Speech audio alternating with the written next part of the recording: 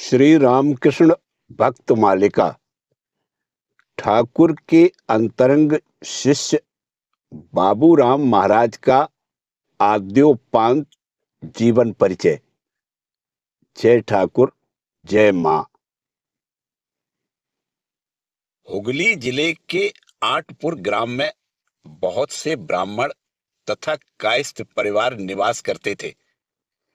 इनमें घोष तथा मित्र वंशों की बड़ी ख्याति थी। स्वामी प्रेमानंद के पिता श्री तारापद घोष और माता मातंगिनी देवी का जन्म यथाक्रम घोष और मित्र वंश में हुआ था। विवाह के बाद उन्हें कृष्ण भाविनी नाम की एक कन्या हुई और तदुपरांत तुलसीराम, बाबूराम और शांतिराम, इन 3 पुत्रों ने मातंगिनी देवी की गोद को अलंकृत किया। इनमें मझले पुत्र बाबूराम ही हमारे स्वामी प्रेमानंद हैं। आपका जन्म मंगलवार 10 दिसंबर 1861 ईस्वी अग्रहायण शुक्ला नवमी को रात 11:55 पर हुआ। बाबूराम के जन्म के कुछ पहले या उसी वर्ष तारापद घोष ने अपनी कन्या कृष्ण भाविनी का विवाह कोठार उड़ीसा के जमींदार श्री बलराम बोस के साथ कर दिया। बाबूराम के जन्म के कुछ वर्ष बाद ही तारापद स्वर्गवासी हुए। बाबूराम बड़े घर के बड़े लाडले पुत्र थे, परंतु बहुत बचपन से ही वे स्पष्ट रूप से समझ गए थे कि वे साधारण संसारी जीव नहीं है।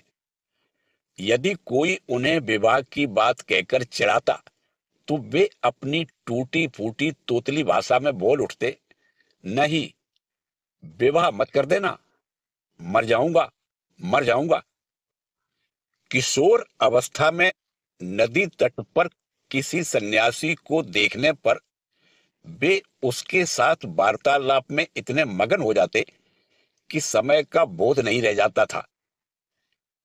8 वर्ष की आयु में वे कल्पना किया करते थे कि वे लोगों की दृष्टि से दूर वृक्ष लता से आच्छादित किसी छोटे से आश्रम में किसी सन्यासी के संग जीवन बिता रहे हैं। आठपुर का घोष परिवार अपने कुल देवता लक्ष्मी नारायण जी की सेवा में रत रहा करता था। दान पुण्य आदि के बारे में भी उनकी अच्छी ख्याति थी।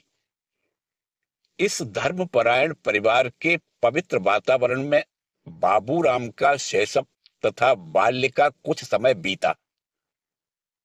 ग्राम की पाठशाला में शिक्षा पूरी कर लेने के पश्चात उच्चतर अध्ययन के लिए वे कलकत्ता आकर चोर बागान में अपने चाचा श्री गुरुचरण घोष के घर पर निवास करने लगे। बाद में वे कबुलिया टोला में रहने गए। बाबूराम पहले आर्यन स्कूल में और बाद में मेट्रोपॉलिटन इंस्टीट्यूशन की श्यामपुर शाखा में भर्ती हुए। वचनामृत के प्रणेता श्री रामकृष्णमय मास्टर महाशय इस द्वितीय विद्यालय के प्रधान अध्यापक थे। युगावतार के प्रबल आकर्षण के फलस्वरूप उन्होंने उनके चरणों में अपना जीवन तो अर्पित कर ही दिया था, पर केवल इतने से संतुष्ट न होकर वे सुविधानुसार विद्यालय के छात्रों के साथ भी श्री रामकृष्ण देव के बारे में चर्चा किया करते थे और उनमें से किसी किसी को भक्तिमान देखकर उसे दक्षिणेश्वर ले जाया करते थे। इसी प्रकार मास्टर महाशय के साथ जाकर बाबूराम ने श्री रामकृष्ण देव का प्रथम दर्शन प्राप्त किया था। आगे चलकर एक बार मास्टर महाशय जब बेलूड़ मठ में आए तो बाबूराम महाराज उनके निकट बैठकर ठाकुर के बारे में चर्चा करते हुए अचानक उनकी ओर संकेत करते हुए उपस्थित लोगों से बोले, इन्हीं की कृपा से मेरा जीवन धन्य हो गया है। ये यदि ठाकुर के पास न ले जाते तो क्या मुझे ठाकुर की कृपा मिल पाती? परंतु मास्टर महाशय उनसे भी अधिक विनय पूर्वक आपत्ति करते हुए बोले, यह सब क्या कहते हैं? आप ठाकुर के शुद्ध सत्व अंतरंग हैं, उन्होंने ही खींच लिया था। हाँ, बाबूराम ने इसके पूर्व भी एक दिन दैव योग से जोड़ा साको की हरि सभा में श्री रामकृष्ण देव के दर्शन पाए थे। ठाकुर वहां पर श्रीमद् भागवत सुनने आए थे, किंतु बाबूराम तब नहीं जानते थे कि ये ही दक्षिणेश्वर के परमहंस देव हैं।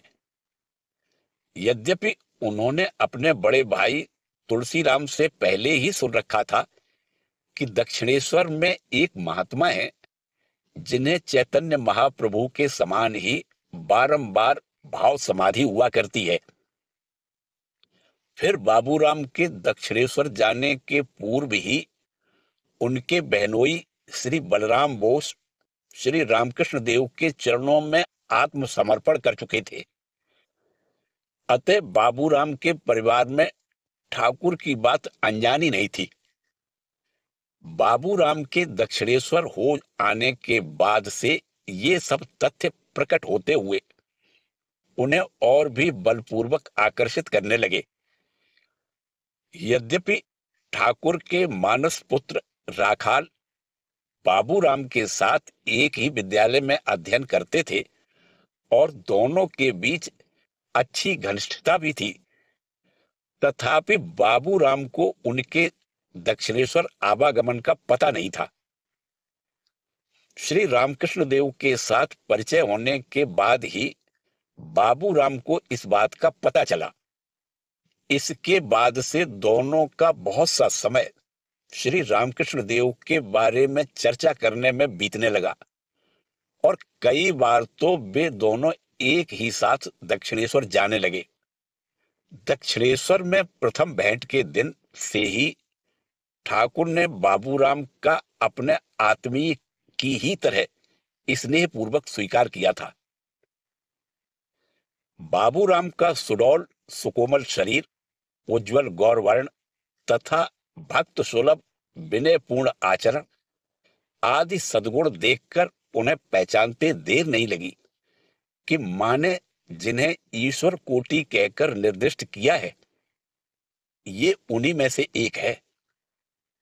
बाबूराम के अंग प्रत्यंग आदि का ध्यान पूर्वक निरीक्षण करने पर उनकी यह धारणा और भी दृढ़ हो गई, क्योंकि वे जानते थे कि श्रीमती राधिका के अंश से जिनका जन्म हुआ हो, वे ऐसे ही सुलक्षणों से संपन्न होते हैं।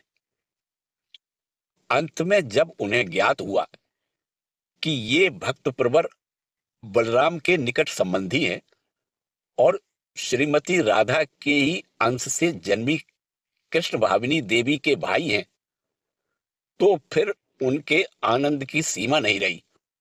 बाबूराम को ही दक्षिणेश्वर में अपने बचपन का सपना साकार देखने को मिला। यही तो है स्वप्नानुरूप सागर गामिनी पावन सलिला गंगा, वही निर्जन पंचवटी और उससे लगी हुई बहुत पोपूत साधन भूमि। कितना मनोरम, कैसा निस्तब्ध, और यही तो है परब्रह्म में डूबे लोकातीत चरित श्री रामकृष्ण देव। प्रथम परिचय के 3-4 दिन बाद ही ठाकुर के भक्त रामदयाल चक्रवर्ती के साथ बाबूराम की बाग बाजार में भेंट हुई। उन्होंने बाबूराम को बताया कि ठाकुर ने उन्हें याद किया है। देव मानव के अपार्थिव प्रेम से अनभिज्ञ बाबूराम ने विस्मय पूर्वक प्रश्न किया, मुझे बुलाया है? क्यों? इस प्रश्न का उत्तर उन्हें उस समय तो नहीं मिला, पर बाद में दक्षिणेश्वर जाकर नरेंद्र के लिए ठाकुर की व्याकुलता देखने पर उन्हें थोड़ा आभास हुआ कि अलौकिक प्रेम क्या है। उस दिन शनिवार था।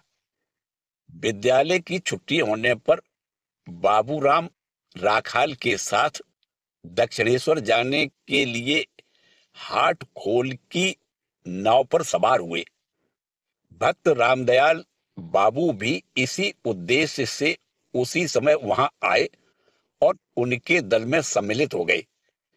रास्ते में राखाल ने बाबूराम से पूछा, रात को दक्षिणेश्वर में रहोगे क्या? तब भी दक्षिणेश्वर के बारे में स्पष्ट धारणा न होने के कारण बाबूराम ने प्रति प्रश्न किया, क्या वहां पर रहने की जगह होगी?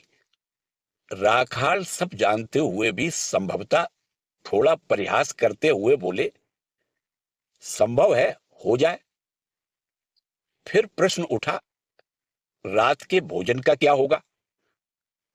राखाल ने उत्तर दिया, जैसा भी हो जाएगा।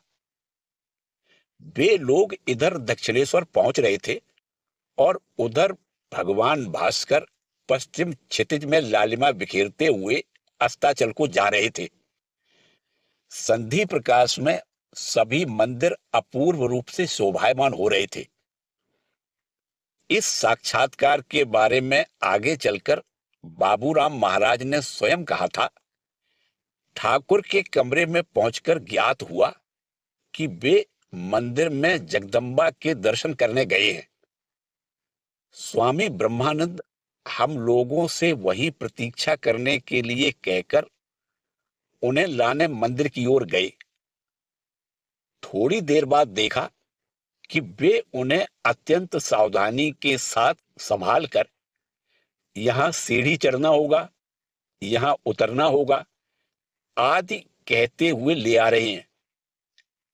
इसके पहले ठाकुर के भाव विभोर होकर बाह्य चेतना शून्य होने की बात सुन रखी थी। अतः उस समय ठाकुर को शराबी की तरह लड़खड़ाते हुए आते देखकर समझ गया कि वे भावावेश में हैं। इस प्रकार कमरे में प्रवेश करने के बाद वे छोटे तख्त पर बैठ गए।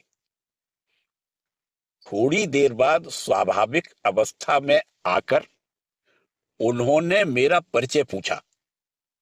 फिर मेरे मुंह, हाथ, पांव आदि के लक्षण जांचने लगे। कोहनी से उंगली तक मेरे हाथ का वजन जानने के लिए उसे थोड़ी देर तक अपने हाथ में लिए रहे और फिर बोले, बहुत अच्छा। इस प्रकार उन्होंने क्या समझा वे ही जाने। तदुपरांत उन्होंने रामदयाल बाबू से नरेंद्र का कुशल क्षेम पूछा और वे अच्छे हैं सुनकर कहा, बहुत दिनों से यहां नहीं आया है, उसे देखने की बड़ी इच्छा हो रही है, एक बार उसे आने को कहना। विविध प्रकार की धर्म चर्चा में कुछ घंटे आनंद में बीत गए। इस प्रकार 10 बज गए। फिर हम लोगों ने भोजन किया और ठाकुर के कमरे के पूर्व ओर जो आंगन है उसकी उत्तर ओर के बरामदे में सो गए। ठाकुर और स्वामी ब्रह्मानंद के लिए बिस्तर कमरे के भीतर ही लगा। लेटे 1 घंटा भी नहीं हुआ था कि ठाकुर अपनी धोती को बच्चों की तरह बगल में दबाए कमरे से बाहर निकले और हमारी शैया के निकट आकर रामदयाल बाबू को संबोधित करते हुए बोले, अजी सो गए क्या? हम दोनों घबराकर बिस्तर से उठ बैठे और बोले, जी नहीं। यह सुनकर उन्होंने कहा, देखो, नरेंद्र के लिए प्राण में मानो गमछा निचोड़ने के समान जोर से ऐंठन हो रही है। उसे एक बार मिलने के लिए कहना। वह शुद्ध सत्वगुण का आधार है, साक्षात नारायण है। उसे बीच बीच में देखे बिना मैं रह नहीं पाता। उस रात ठाकुर के उस भाव का बिल्कुल उपशम नहीं हुआ। यह सोचकर कि हम लोगों के विश्राम में बाधा हो रही होगी, बीच बीच में वे कुछ देर के लिए जाकर अपने बिस्तर पर लेट जाते, परंतु फिर दूसरे ही क्षण उस बात को भूल जाते और पुनः हम लोगों के निकट आकर नरेंद्र के गुणों का बखान करते और उसे न देखने के फलस्वरूप अपने प्राणों में हो रही भीषण वेदना को मार्मिक भाषा में व्यक्त करने लगते। उनकी इस व्यथा को देखकर मैं सोचने लगा कि इनका प्रेम कितना अद्भुत है और जिसके लिए वे इस प्रकार कर रहे हैं वह व्यक्ति कितना कठोर है। हमारी वह रात इसी प्रकार बीती। यहां पर यह स्मरण रखना होगा कि उस समय तक बाबूराम का नरेंद्रनाथ के साथ परिचय नहीं हुआ था। दूसरे दिन प्रातःकाल बाबूराम ने श्री रामकृष्ण देव को देखा तो अति स्वस्थ और सहज थे। रात की वह अस्वस्थता, वह व्याकुलता, वह गमछा निचोड़ने जैसी व्यथा कुछ नहीं थी। भीषण तूफान के बाद सागर जैसा शांत स्थिर हो जाता है, वैसे ही स्वाभाविक प्रशांत बदन ठाकुर सामने विराजमान थे। फिर उनके आदेशानुसार बाबूराम ने कुछ समय पंचवटी में बिताया और ठाकुर को एवं काली मंदिर आदि में प्रणाम करके विदा ली। इसके बाद जिस दिन वे दक्षिणेश्वर आए वह रविवार था। कुछ भक्त ठाकुर के सम्मुख बैठे हुए वार्तालाप कर रहे थे। ठाकुर ने उन्हें देखकर स्नेह पूर्वक कहा, अच्छा हुआ तुम आए, पंचवटी की ओर जाओ, वहां वे लोग वन भोजन कर रहे हैं। नरेन भी आया है, जाकर उसके साथ बातचीत करो। पंचवटी के निकट जाकर बाबूराम ने देखा कि राखाल वहां बैठे हुए हैं। इसके अतिरिक्त अन्य युवक भक्त भी हैं। इसके पहले ही वे नरेंद्र का गुणगान सुन चुके थे। आज उसी इच्छित व्यक्ति को अति निकट पाकर उनके आनंद की सीमा नहीं रही। इसके पूर्व ही श्री बलराम बोस ने अपनी सास का श्री रामकृष्ण देव से परिचय करा दिया था। भक्तिमती मातंगिनी देवी की ईश्वर निर्भरता का परिचय श्री रामकृष्ण देव को पहले ही मिल चुका था और वे यह भी समझ गए थे कि इष्ट लाभ के लिए वे कुछ भी त्याग कर सकती हैं। एतदर्थ बाबूराम के आगमन के बाद एक दिन उन्होंने मातंगिनी देवी से अनुरोध किया, इस लड़के को तुम मुझे दे दो। इस अद्भुत और अप्रत्याशित अनुरोध पर तनिक भी विचलित न होती हुई मातंगिनी देवी ने उत्तर दिया, बाबा, बाबूराम आपके पास रहेगा, यह तो अत्यंत सौभाग्य की बात है। बाबूराम का भी मन अब ठाकुर का और भी निकट सानिध्य प्राप्त करने के लिए लालायित था। अतः ठाकुर का आमंत्रण और मां की सहमति पाकर वे प्रायः दक्षिणेश्वर में आकर रहने लगे। उन दिनों परम कारुणिक ठाकुर का स्नेह सैकड़ों रूपों में व्यक्त हुआ करता था। बाबूराम के बारे में वे कहा करते, वह मेरा हमदर्द है। फिर सुर के साथ गाते, मन की बात कैसे कहूं सखी, कहना है मना, प्राण न बचे दर्दी के बिना। परवर्ती जीवन में ठाकुर के प्रेम का उल्लेख करते हुए बाबूराम महाराज मठ के साधु ब्रह्मचारियों से कहा करते थे, मैं तुम लोगों से भला क्या प्रेम करता हूं। यदि कर पाता तो तुम लोग आजीवन मेरे गुलाम बने रहते। आहा, ठाकुर हम लोगों से कितना प्रेम करते थे, उसका शतांश भी हम तुम लोगों से नहीं करते। किसी किसी दिन रात के समय उन्हें पंखा डुलाते मुझे नींद लग जाती तो वे मुझे अपनी मसहरी के अंदर लेकर बिछौने पर सुला देते, इस ख्याल से कि मेरे लिए उनके बिछौने का उपयोग करना उचित नहीं। मैं आपत्ति करता। इस पर वे कहते, बाहर तुझे मच्छर काटेंगे, आवश्यकता होने पर मैं जगा दूंगा। बाबूराम के अधिक दिनों तक कलकत्ते से न लौटने पर ठाकुर व्यग्र हो जाते और उनके लिए भीषण गर्मी में भी कलकत्ता चले आते थे।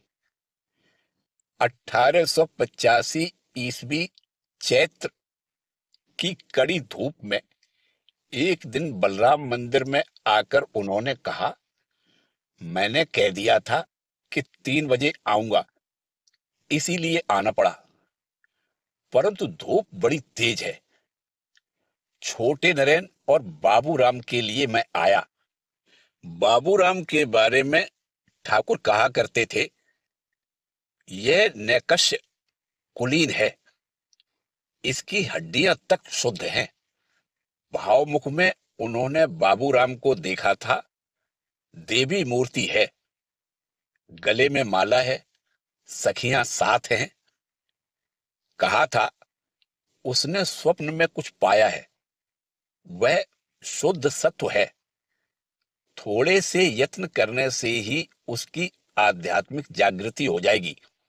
बात यह है कि मुझे देह रक्षा के लिए बड़ी असुविधा हो रही है, वह अगर आकर रहे तो अच्छा है। एक दिन और उन्होंने कहा था, कल भावावस्था में एक ही तरह बैठे रहने के कारण पैरों में दर्द होने लगा था, इसीलिए बाबूराम को ले जाया करता हूं, सहृदय है। भावावस्था में ठाकुर हर किसी का स्पर्श सहन नहीं कर पाते थे। उन्हें गिरते हुए देखकर अचानक यदि कोई संभालने जाता तो वे कष्ट का अनुभव करते थे। अतः उस समय उन्हें पकड़े रहने के लिए हमदर्द और यथार्थ कुलीन बाबूराम को साथ रहना पड़ता था। ठाकुर यद्यपि अब्राह्मण के हाथ का अन्न ग्रहण नहीं कर पाते थे, तथापि बाबूराम की पवित्रता के बारे में पूर्ण निशंक होने के कारण एक बार उन्होंने कहा था, तू एक दिन मेरे लिए पकाना, तेरे हाथ का खाऊंगा। परंतु कार्यतः ऐसा संभव नहीं हो सका। स्नेह और विश्वास में कोई कमी न रखने के उपरांत भी ठाकुर किसी का भाव नष्ट करने के विरोधी थे। इसीलिए एक बार उन्होंने अपने दुलारे बाबूराम के अनुरोध की भी उपेक्षा की। दक्षिणेश्वर में आने वाले भक्तों को भाव समाधि होते देखकर एक दिन बाबूराम ने ठाकुर को पकड़ा, मेरी भी भाव समाधि कर देनी होगी। ठाकुर ने कितना कहा, मेरी इच्छा से क्या होता है रे, मां की इच्छा हुए बिना नहीं होता। परंतु वे अपने हठ पर अड़े रहे, आपको करना ही होगा। अंततोगत्वा ठाकुर ने जगदम्बा के चरणों में निवेदन किया, पर उत्तर मिला, बाबूराम को भाव नहीं होगा, ज्ञान होगा। बाबूराम आदि को ठाकुर साधारण भक्त के रूप में नहीं देखते थे। वे उन लोगों को अपने त्यागी, संदेश वाहक और उत्तराधिकारी के रूप में गढ़ रहे थे। इसीलिए वे उनके बारे में अत्यंत सावधान रहते थे। एक दिन हाजरा महाशय बाबूराम आदि कुछ अल्प वयस्क युवकों को विविध उपदेश देते हुए समझा रहे थे, श्री रामकृष्ण देव सिद्ध महापुरुष हैं, उनसे सिद्धियां तथा अन्य शक्तियां मांगी जा सकती हैं। यह न करते हुए केवल अच्छी तरह खा पीकर उनके साथ सुखपूर्वक रहने से क्या लाभ। ठाकुर निकट ही बैठे थे। हाजरा की करतूत देखकर उन्होंने बाबूराम को निकट बुलाकर कहा, बताओ तुम लोग क्या चाहते हो। मेरे जो कुछ भी है सब तुम्ही लोगों के लिए तो है। मुझे जो भी अनुभूतियां आती हुई हैं सब तुम्ही लोगों के लिए है। भिखारी की तरह कंगलापन मत दिखाना। वह मानव को मानव से अलग कर देता है, बल्कि मेरे साथ अपना संबंध अच्छी तरह समझ लो और संपूर्ण धन के अधिकारी बनने का प्रयत्न करो। वस्तुतः अपनी अलौकिक दृष्टि की सहायता से देखकर ठाकुर बाबूराम को एक असाधारण जीवन तथा अचिंत्य भविष्य के लिए गठित कर रहे थे। बाबूराम महाराज ने स्वयं ही कहा है, वे गृहस्थों को एक प्रकार के तथा त्यागियों को दूसरे प्रकार के उपदेश दिया करते थे। कमरे में जब कोई गृही भक्त नहीं रहता था, तब दरवाजा बंद करके हम लोगों को त्याग वैराग्य के उपदेश दिया करते थे। फिर बीच बीच में बाहर जाकर देख आते थे कि कहीं कोई संसारी व्यक्ति तो नहीं आ टपका। वे काम कांचन के दोषों की बातें दृष्टांत देकर कहा करते थे, ताकि वे बातें हमारे प्राणों में बिध जाए और काम कांचन के प्रति हमें विरक्ति आ जाए।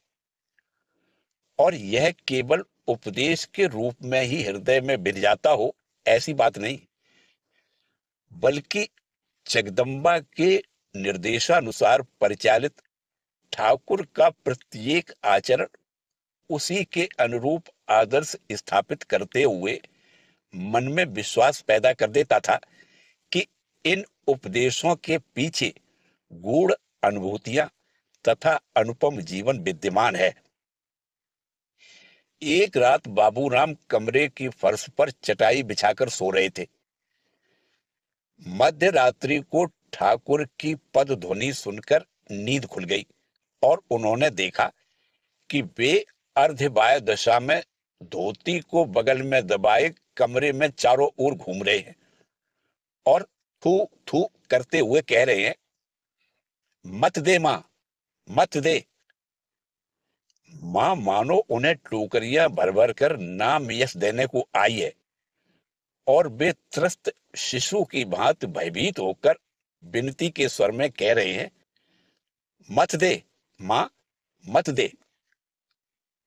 और एक दिन ठाकुर ने बाबूराम को कामिनी की माया से मुक्त रहने का उपदेश दिया था। ठाकुर उस दिन बलराम मंदिर में थे। शौच के बाद बाबूराम उनके हाथ पर जल डाल रहे थे। उसी मकान के एक हिस्से में उस समय बालिका विद्यालय था। बाबूराम जब उस कार्य में लगे थे, तब एक बालिका अपना आंचल पकड़कर उसके छोर से बंधे चाबी के गुच्छे को खन खन ध्वनि के साथ घुमा रही थी। बाबूराम का ध्यान उस ओर आकर्षित करते हुए ठाकुर बोले, देख, स्त्रियां पुरुषों को ऐसे ही बांधकर खन खन घुमाया करती हैं। तू क्या उनके हाथों में इसी प्रकार घूमना चाहता है? इस संबंध में दूसरी घटना भी वैसी ही शिक्षाप्रद है। बाबूराम तब भी मास्टर महाशय के विद्यालय में छात्र थे। मास्टर महाशय श्यामपुकुर में रहते थे। उस बार कलकत्ते में विसूचिका रोग फैला। मास्टर महाशय के घर में भी उस रोग का आक्रमण हुआ। बाबूराम आदि छात्र रोगियों को देखने उनके घर जाने लगे। ठाकुर ने यह समाचार पाकर एक दिन मास्टर महाशय को सावधान कर दिया, अजी, घर में तुम्हारी युवती पत्नी है, तुम लड़कों को इस प्रकार घर में क्यों आने देते हो? मास्टर महाशय ने बतलाया कि वे उनके विद्यार्थी हैं, अतः इसमें दोष नहीं है। परंतु ठाकुर इस पर चुप नहीं रहे। उन्होंने उसी चेतावनी को पुनः दोहराया। संभवतः मास्टर महाशय तब भी नहीं समझ सके कि ठाकुर छात्र एवं शिक्षक के बीच के सामान्य संबंध के बारे में नहीं कह रहे हैं, वरन उनकी दृष्टि अपने चिन्हित त्यागी संतान की कठोर साधना के प्रति निबद्ध है। उस समय बाबूराम की आयु लगभग 23 वर्ष रही होगी। जिस प्रकार पक्षिणी माता अपने शावक को पंखों के नीचे लिए उसकी रक्षा करती है, उसी प्रकार ठाकुर सर्वदा इन सांसारिक दुर्बलताओं से बाबू राम की रक्षा किया करते थे। परंतु ऐसा होने पर भी ठाकुर अपनी संतान के अंतर्निहित प्रेम को संकुचित न करते हुए नियोजित प्रणाली के अनुसार विविध रूपों में विकास के पथ पर ही ले जा रहे थे। इसलिए भोग्य वस्तुओं से उन्हें सावधानी पूर्वक दूर खींच लेने पर भी वे उन्हें भक्त सेवा के लिए सदैव प्रोत्साहन दिया करते थे। बाबूराम महाराज ने एक बार कहा था, दक्षिणेश्वर में देखा है किसी भक्त के आने पर ठाकुर कितनी ही तरह से उसका स्वागत सत्कार करते थे। पूछते थे, पान खाओगे? पान न लेने पर पूछते थे, तंबाकू पियोगे? इसलिए हम लोगों को भी वैसी ही आदत पड़ गई है। भक्त सेवा का यह भाव बाबूराम महाराज को पूर्ण मात्रा में उत्तराधिकार के रूप में प्राप्त हुआ था। इसके उदाहरण हमें आगे यथा स्थान मिलेंगे। बाबूराम मेधावी छात्र नहीं थे। विशेषकर श्री रामकृष्ण देव के सानिध्य में आने के बाद धर्म भाव का विशेष जागरण होने से उनका मन विद्यालय से बहुत कुछ उचट सा गया था। इसलिए वे प्रवेशिका परीक्षा में उत्तीर्ण नहीं हो सके। 1885 ईस्वी का परीक्षा फल निकलने के कुछ दिन बाद बाबूराम बैकुंठनाथ सान्याल के साथ दक्षिणेश्वर गए। वहां वार्तालाप के प्रसंग में सान्याल ने कहा, यह परीक्षा में पास नहीं हुआ। सुनकर ठाकुर हंसते हुए बोले, अच्छा ही तो है, वह पास मुक्त हुआ। जिसके जितने पास है उसके उतने ही पास है, अर्थात बंधन है। बाबूराम ने राहत की सांस ली, क्योंकि ठाकुर यद्यपि जानते थे कि बाबूराम संसार में फंसेंगे नहीं, और इसी उद्देश्य से उन्हें वैराग्य का उपदेश दिया करते थे। फिर भी हम जिस समय का वर्णन कर रहे हैं, उस समय तक बाबूराम के जीवन में वह आदर्श उतना प्रस्फुटित न हो पाने के कारण हो, या आगे चलकर उनके द्वारा महान कार्य साधित करने के उद्देश्य से हो, ठाकुर बाबूराम का भाव नष्ट न करके उन्हें अध्ययन से निरुत्साहित नहीं करते थे, वरन प्रोत्साहित ही करते थे। उन दिनों मास्टर महाशय के साथ हुए वार्तालाप से यह बात स्पष्ट प्रतीत होती है। उस दिन ठाकुर ने मास्टर महाशय से कहा, अच्छा, बाबूराम की क्या पढ़ने की इच्छा है? बाबूराम से मैंने कहा, तू लोक शिक्षा के लिए पढ़। अनंत भाव संपदा से संपन्न ठाकुर का पूरा परिचय बाबूराम को तब भी नहीं मिला था। इसीलिए उन्हें भय था कि परीक्षा में अनुत्तीर्ण होने पर कहीं ठाकुर नाराज न हो। पर उनका आज का व्यवहार देखकर वह संकट दूर हुआ, और वस्तुतः बाबूराम यदि विचार करते तो समझ जाते कि इससे पूर्व भी ठाकुर ने उनके मन में वैराग्य संचारित करने हेतु एक बार यही प्रसंग उठाकर कहा था, तेरी पुस्तकें कहाँ हैं? तू लिखे पढ़ेगा या नहीं? मास्टर से बोले, वह दोनों ओर संभालना चाहता है। बड़ा कठिन मार्ग है, उन्हें जरा सा समझ लेने से क्या होगा। अज्ञान रूपी कांटे को निकालने के लिए ज्ञान रूपी कांटा संग्रह करना पड़ता है, फिर ज्ञान और अज्ञान के पार जाया जाता है। बाबूराम हंसकर बोले, मैं यही चाहता हूं।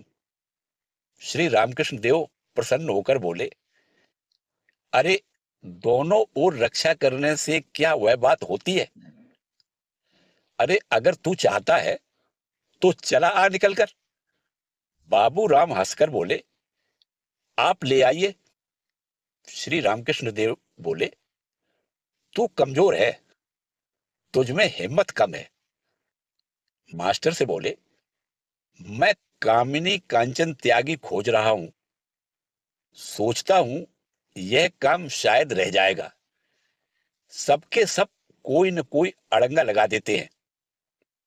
हमदर्द बाबू राम के ऊपर ठाकुर कितना निर्भर रहते थे, इसका एक सुंदर दृष्टांत है। एक दिन ठाकुर चैतन्य लीला अभिनय देखने निकले। उन्होंने बाबू राम को साथ लिया और कहा, वहां समाधिस्थ हो जाने पर सभी मेरी ही ओर देखने लगेंगे और गड़बड़ करने लगेंगे। मुझ में वैसा होने की संभावना देखने पर तू अन्य विषयों की खूब बातें करने लगना। ऐसा निश्चय करके वे अभिनय देखने गए, परंतु जिस मन की स्वाभाविक गति ही समाधि की ओर थी और जिसे कृत्रिम उपायों से बलपूर्वक साधारण भूमि पर खींचकर रखना पड़ता था, वह मन उद्दीपक विषय के सानिध्य में भला कैसे निष्क्रिय रह पाता। अतः ठाकुर शीघ्र ही समाधिस्थ हो गए। तब बाबूराम भगवान नाम सुनाते हुए उनके मन की गति को व्यावहारिक जगत की ओर लौटा लाए। ऐसा और भी कितनी बार हुआ, परंतु इस प्रकार विश्वस्त सेवक तथा पार्षद के रूप में दक्षिणेश्वर में निवास, ठाकुर के साथ सर्वत्र आवागमन तथा उनका स्नेह स्पर्श प्राप्त करने पर भी बाबूराम कभी गर्व से फूलते नहीं थे। बाद में उन्होंने कहा था, ठाकुर के पास उनकी सेवा के लिए कोई अपवित्र व्यक्ति नहीं रह पाता था। ठाकुर की कृपा न होती तो मैं भी उनके पास नहीं रह पाता। अब सोचता हूं मैं कैसे रहता था। थोड़ा सा भाव का उद्रेक होते ही वे एकदम समाधिस्थ हो जाते थे। वस्तुतः वे ऐसे सौभाग्य का कारण बताते हुए ठाकुर की कृपा की बात कहकर ही चुप हो जाते। अपनी स्वयं की आबाल पवित्रता का उल्लेख तक नहीं करते थे। धीरे धीरे दक्षिणेश्वर के दिन समाप्त हो आए। तदुपरांत बाबूराम तथा अन्य त्यागी युवकों की काशीपुर में श्री रामकृष्ण देव की सेवा, उनके देह त्याग के बाद बराहनगर मठ स्थापित होने पर उन सबका वहां आगमन एवं तदंतर 1886 ईस्वी दिसंबर मास में आठपुर से आकर संन्यास ग्रहण, इन बातों का वर्णन हम अन्यत्र कर आए हैं। संन्यास के समय ठाकुर की वाणी स्मरण करते हुए बाबू राम को स्वामी प्रेमानंद नाम दिया गया। पहले बराहनगर तथा बाद में आलम बाजार मठ में स्वामी प्रेमानंद अन्य गुरु भाइयों के साथ कठोर तपस्या तथा श्री रामकृष्ण देव के स्मरण मनन में मग्न हो गए। आलम बाजार में वे जिस प्रकार रामकृष्णमय होकर रहा करते थे, उसका थोड़ा सा आभास स्वामी तुरायानंद द्वारा उनको लिखे एक पत्र दिनांक 20 नवंबर 1915 ईस्वी में मिलता है। तुम में प्रभु को छोड़ और किसी चीज के लिए तो स्थान है ही नहीं। मठ की एक दिन की बात स्मरण हो आती है। उन दिनों मठ आलम बाजार में था। तुम उस दिन वार्तालाप करते हुए दिखाई देने वाले सभी पदार्थों पर से प्रभु की ही स्मृति जगाने लगे। उस दिन मैंने देखा, जहां जहां दृष्टि जाए वहां वहां कृष्ण का स्फुरण हो। यह वचन अक्षरशः सत्य हुआ था। ऐसी कोई वस्तु तुम्हें दिखी ही नहीं जिसने तुम्हें प्रभु की याद न दिलाई हो। पता नहीं तुम्हें स्मरण है या नहीं, पर मेरे हृदय में तो वह चिरकाल के लिए रण रूप से अंकित हो चुकी है। उस दिन मैंने समझ लिया था कि इसी को तल्लीन हो जाना कहते हैं। बराहनगर की और एक दिव्य भावधारा की झलक स्वामी प्रेमानंद के एक पत्र में मिलती है। उन्होंने लिखा है, एक समय था जब हम बराहनगर मठ में एक दूसरे के केवल गुण ही देखा करते थे, हमें किसी के दोष दिखाई नहीं देते थे। जिनका मन अनंत कल्याण के आगार श्री भगवान में सतत लीन रहता है, उनके द्वारा ऐसा होना स्वाभाविक ही है। जो भगवद गुणास्वादन में मगन है, उनके पास दोष दर्शन का समय कहाँ। 1887 ईस्वी में ठाकुर के जन्मोत्सव के बाद स्वामी प्रेमानंद, शारदानंद और अभेदानंद पैदल पुरी धाम गए। वहां पर वे लोग एमआर मठ में रहकर जगन्नाथ जी के प्रसाद पर जीवन यापन करते थे। उसी समय स्वामी प्रेमानंद को टाइफाइड हुआ, परंतु गुरु भाइयों की विशेष देखभाल के फलस्वरूप वे शीघ्र ही निरोग हो गए और भुवनेश्वर होते हुए 6 महीने बाद मठ लौट आए। उन दिनों जगन्नाथ क्षेत्र के अतिरिक्त वे अन्य तीर्थों को भी गए थे, परंतु उसका ठीक ठीक तथा विस्तृत विवरण हमें प्राप्त नहीं है। जितना उपलब्ध है उससे पता चलता है कि 1890 ईस्वी में किसी समय वे काशी में थे। स्वामी जी उन दिनों गाजीपुर में निवास कर रहे थे। उसी समय स्वामी जी को लौटा लाने के उद्देश्य से प्रेमानंद एक बार गाजीपुर गए थे, परंतु उन्हें निराश होकर अकेले ही लौट आना पड़ा। काशी में रहते समय उन्होंने स्वनाम धन्य जीवन मुक्त पुरुष त्रैलंग स्वामी के दर्शन किए तथा भास्करानंद स्वामी जी से भी साक्षात्कार किया था। फिर 1895 ईस्वी में उत्तर भारत के तीर्थादि के दर्शन करते हुए वे वृंदावन पहुंचे और वहां काला बाबू के कुंज में कुछ दिन ठहरे। यहां पर वे दिन भर अपने ही भाव में तन्मय रहा करते तथा अपराह्न में देव दर्शन को जाते थे। कुछ दिन बाद ब्रह्मचारी काली कृष्ण उनसे आ मिले। तदुपरांत झूला उत्सव के समय वे दोनों भक्तमाल नामक एक वैष्णव साधु के साथ ब्रजमंडल की परिक्रमा को निकले। रास्ता कंटकाकीर्ण था, इसलिए भक्तमाल ने पादुका खरीद लेने को कहा, परंतु बाबूराम महाराज ब्रजभूमि में पादुका पहनने के विरोधी थे, अतः नंगे पांव ही चले। इस भ्रमण काल में सामान्यतः भक्तमाल ही उनके लिए भी माधुकरी ला दिया करते थे।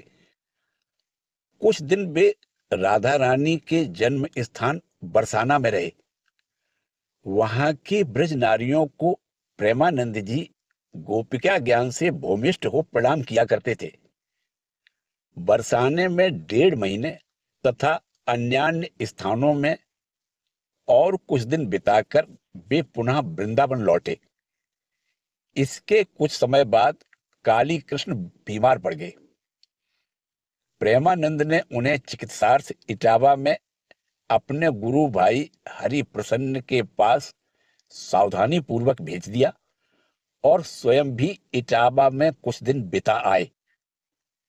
इसी बीच संवाद मिला कि आचार्य विवेकानंद भारतवर्ष लौट रहे हैं।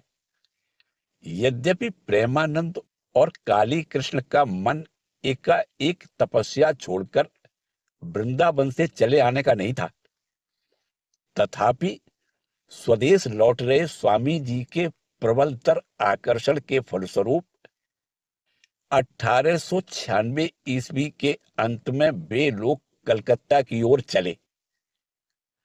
वर्धमान पहुंचकर मातृभक्त प्रेमानंद का मन माता जी के दर्शन करने को व्याकुल हुआ। अतः दोनों जयराम बाटी आए और वहां लगभग एक पक्ष तक रहे। एक दिन गांव में भ्रमण करते समय एक तालाब में ताजे खिले कमल देखकर प्रेमानंद के मन में उन्हें मां के चरणों में अर्पित करने की अदम्य आकांक्षा हुई और उन्हें लाने के लिए वे स्वयं ही जल में उतर पड़े। क्योंकि साथ के ब्रह्मचारी तैरना नहीं जानते थे, मन की आकांक्षा के अनुरूप कमल संग्रह करके जब वे किनारे पर आए तो दोनों ने विस्मय पूर्वक देखा कि उनके सारे शरीर पर 20-30 जोंकें चिपकी हुई थी। काफी प्रयास के बाद उन्हें छुड़ाया गया। उनका सारा अंग खून से लथपथ हो गया। उनकी यह हालत देखकर माताजी अत्यंत विचलित हुई और भविष्य में ऐसा फिर कभी न करना कहकर उन्हें सावधान कर दिया। जयराम बाटी से चलकर तारकेश्वर दर्शन करते हुए वे लोग आठपुर पहुंचे। वहां 2-3 दिन बिताने के बाद आलम बाजार पहुंचने पर उन्होंने देखा कि स्वामी जी वहां 4-5 दिन पहले ही आ चुके हैं। उन्हीं दिनों की एक घटना से गुरु भाइयों के पारस्परिक प्रेम संबंध की प्रगाढ़ता का कुछ आभास मिलता है। उस समय स्वामी विवेकानंद ने मठ में नियम बनाया था कि जो प्रातःकाल निर्धारित समय पर नहीं उठेगा उससे उस दिन भिक्षा मांगकर उदर पूर्ति करनी होगी। एक दिन बाबूराम महाराज को उठने में देरी हुई। स्वामी जी ने आदेश दिया, जा उसके कान के पास घंटी बजा आ। ऐसा होने पर बाबूराम महाराज उठे और स्थिति समझकर अपने अपराध की सजा लेने स्वामी जी के पास जाकर कहा, आज उठ नहीं सका। मैं समझता हूं कि मेरे कारण सभी को असुविधा हुई है, पर भाई तुमने जो नियम बनाया है कि जो न उठ सकेगा उसे सजा मिलेगी, अब मुझे सजा दो। सुनते ही स्वामी जी गंभीर होकर बोले, तुझे मैं सजा दूंगा? ऐसी बात तू कैसे सोच सका बाबूराम? इसके साथ ही स्वामी जी के नेत्र आंसुओं से भीग गए और उनका कंठ अवरुद्ध हो गया। बाबूराम की भी हालत वैसी ही थी। दोनों की भाव विह्वलता देखकर स्वामी ब्रह्मानंद ने मध्यस्थता करते हुए कहा, सजा का प्रश्न ही नहीं उठता, परंतु नियम के अनुसार भिक्षा करनी होगी। तब बाबूराम महाराज माधुकरी करने चले। इस घटना के द्वारा यही प्रमाणित होता है कि जहां व्यक्तिगत स्वाधीनता और संघ निष्ठा के बीच संघर्ष हो, वहां प्रेम ही समस्या का समाधान करने में सक्षम है। रामकृष्ण मठ के प्रधान केंद्र बेलूड़ का मठ जीवन उन दिनों स्वामी प्रेमानंद को केंद्र बनाकर ही परिचालित होता था और ऐसा कहने पर अतियुक्ति नहीं होगी कि वह प्रभाव परंपरा क्रम से अब भी संघ के सभी स्तरों में सैकड़ों धाराओं में प्रवाहित हो रहा है। यह सत्य है कि आध्यात्म के क्षेत्र में स्वामी ब्रह्मानंद आदि श्री रामकृष्ण पार्षदों के आदर्श भी नवागतों में जीवन प्रेरणा जगाते तथा उनका आचरण एवं कार्यकलाप उनके सम्मुख इस नव पथ पर चलने के रहस्यों को प्रकट करते। परंतु मठवासियों के दैनंदिन जीवन के प्रत्येक पग के साथ स्वामी प्रेमानंद का ही निर्देश तथा प्रेम में आकर्षण युक्त रहता था। नवागत गण कभी उनके प्रेम से विगलित होकर कर्तव्य पालन में तत्पर होते, तो कभी उनका तिरस्कार अपनी इच्छा से चुने इस नव जीवन के उत्तरदायित्व के प्रति उन्हें सचेत करता। फिर कभी उनसे आध्यात्मिक आलोक पाकर वे लोग अचानक ही जगत अतीत सत्ता की झलक पाकर आनंद मग्न हो उठते। इसका हिसाब कौन रखे कि उनकी कृपा से कितने दुर्जन साधु और कितने पापी तापी धार्मिक हुए हैं, तथा कितने माया मुग्ध जीवों को धर्म राज्य में प्रवेश का अधिकार मिला है। हम लोग तो सामान्य धरातल से एवं सुपरिचित दैनंदिन घटनाओं के द्वारा केवल थोड़ा दिग्दर्शन कर सकेंगे। बरसात का मौसम श्रावण या भाद्रपद मास रहा होगा। बेलूड़ मठ के विस्तृत मैदान में कटीले तथा जंगली पौधे उग आए हैं। स्वामी प्रेमानंद कुछ नवागत ब्रह्मचारियों को इन्हें उखाड़ने के कार्य में लगाकर किसी कार्यवश अन्यत्र चली गई। काफी देर बाद लौटने पर उन्होंने देखा कि प्रांगण का पर्याप्त भाग स्वच्छ हो चुका है। इस पर उनके आनंद की सीमा नहीं रही, परंतु निकट जाने पर पता लगा कि उन पौधों को उखाड़ा नहीं गया है, बल्कि छुरी से काटकर मैदान को आसानी से साफ कर लिया गया है। देखते ही उनका सहास्य मुखमंडल गंभीर हो उठा। यह क्या?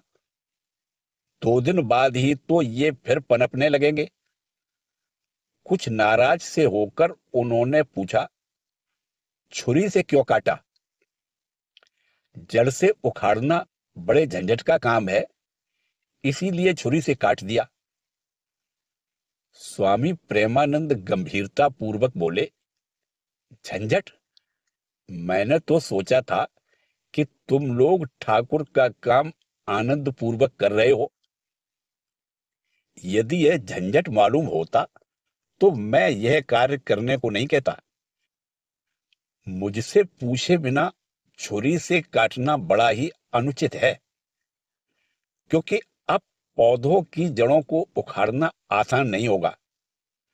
थोड़ी दूरी पर एक ब्रह्मचारी को धीर स्थिर भाव से जड़ समेत पौधे निकालते देखकर वे बोले, वह देखो, तुम ही लोगों में से एक कितनी अच्छी तरह काम कर रहा है। तुम लोगों की तरह बुद्धि लगाकर छुरी से नहीं काट रहा है।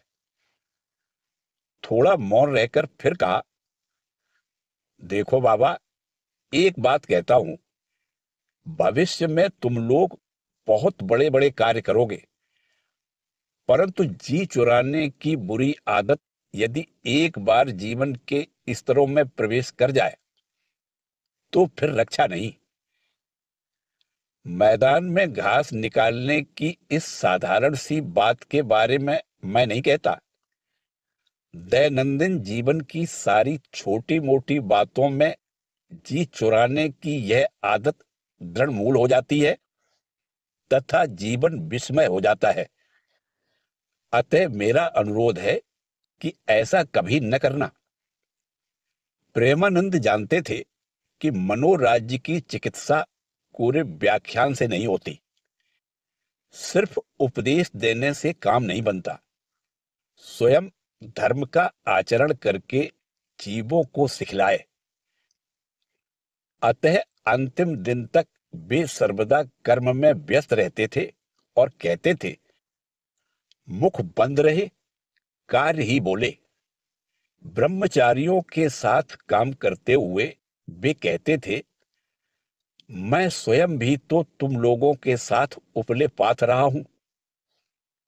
सिर्फ भक्तों को चरण धूलि दे देकर क्या मैं अपना परलोक बिगाड़ूंगा?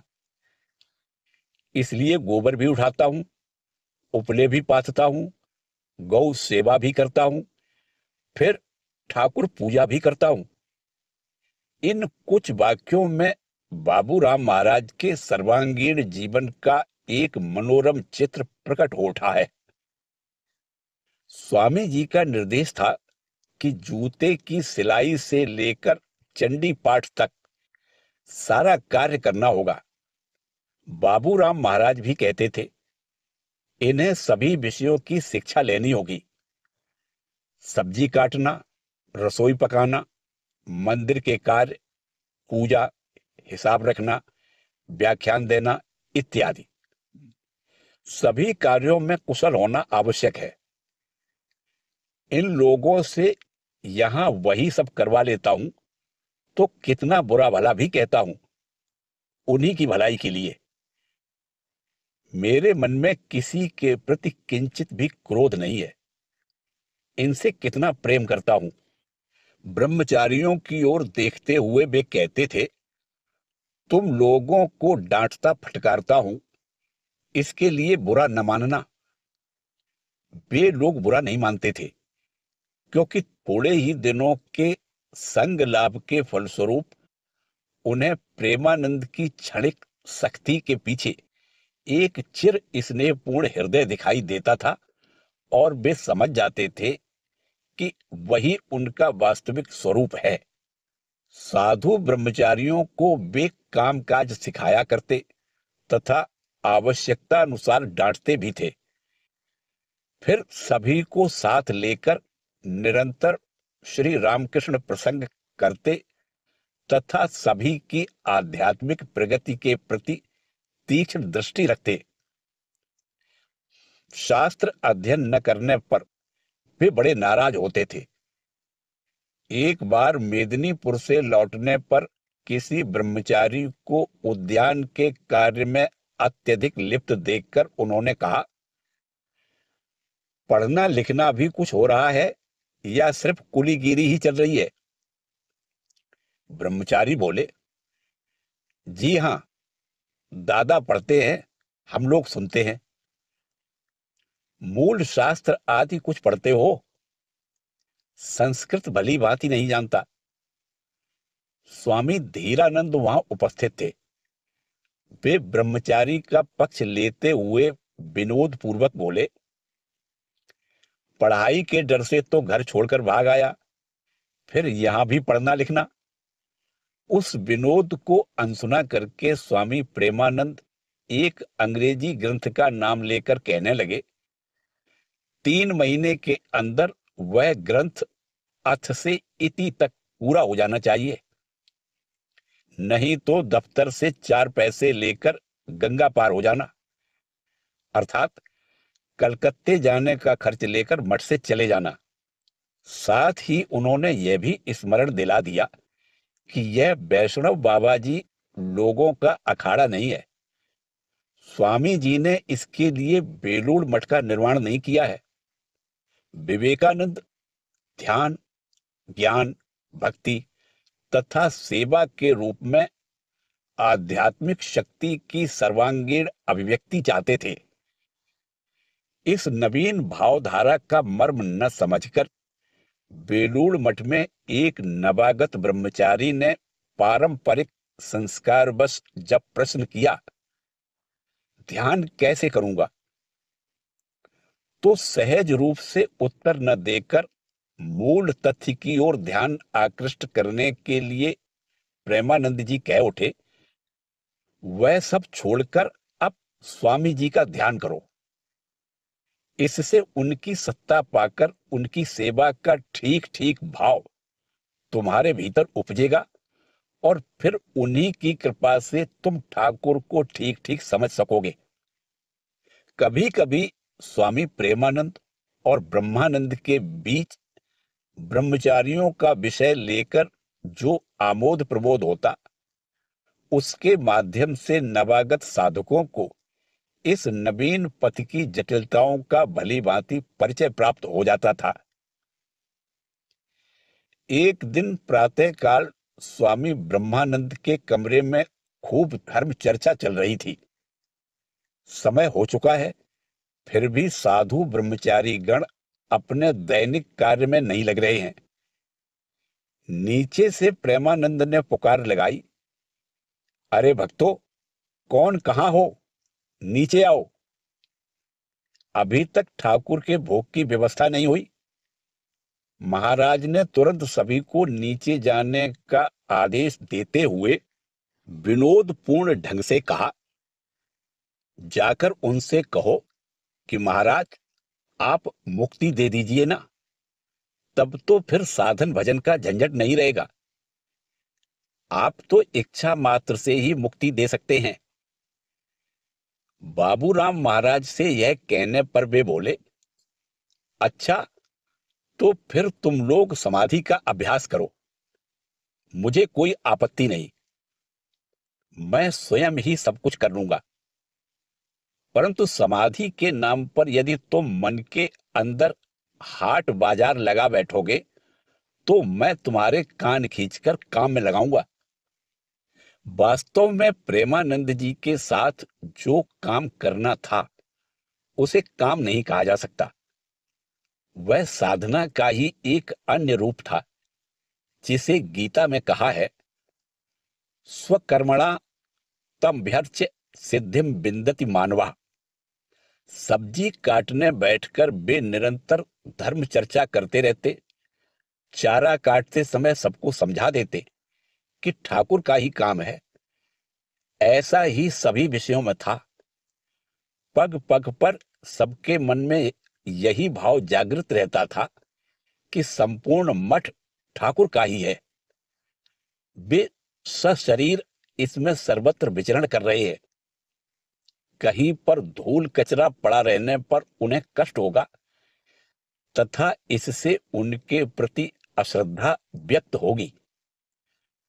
उद्यान में खिले पुष्पों को तोड़कर ठाकुर सेवा में न लगाकर निजी सेवा में लगाने पर अपराध होगा, क्योंकि यह उद्यान उन्हीं का है। उद्यान में खिले पुष्प समूह विराट की पूजा में ही तो समर्पित हैं। रसोई ठीक ढंग से न पकाई जाने पर ठाकुर की अवज्ञा होती है।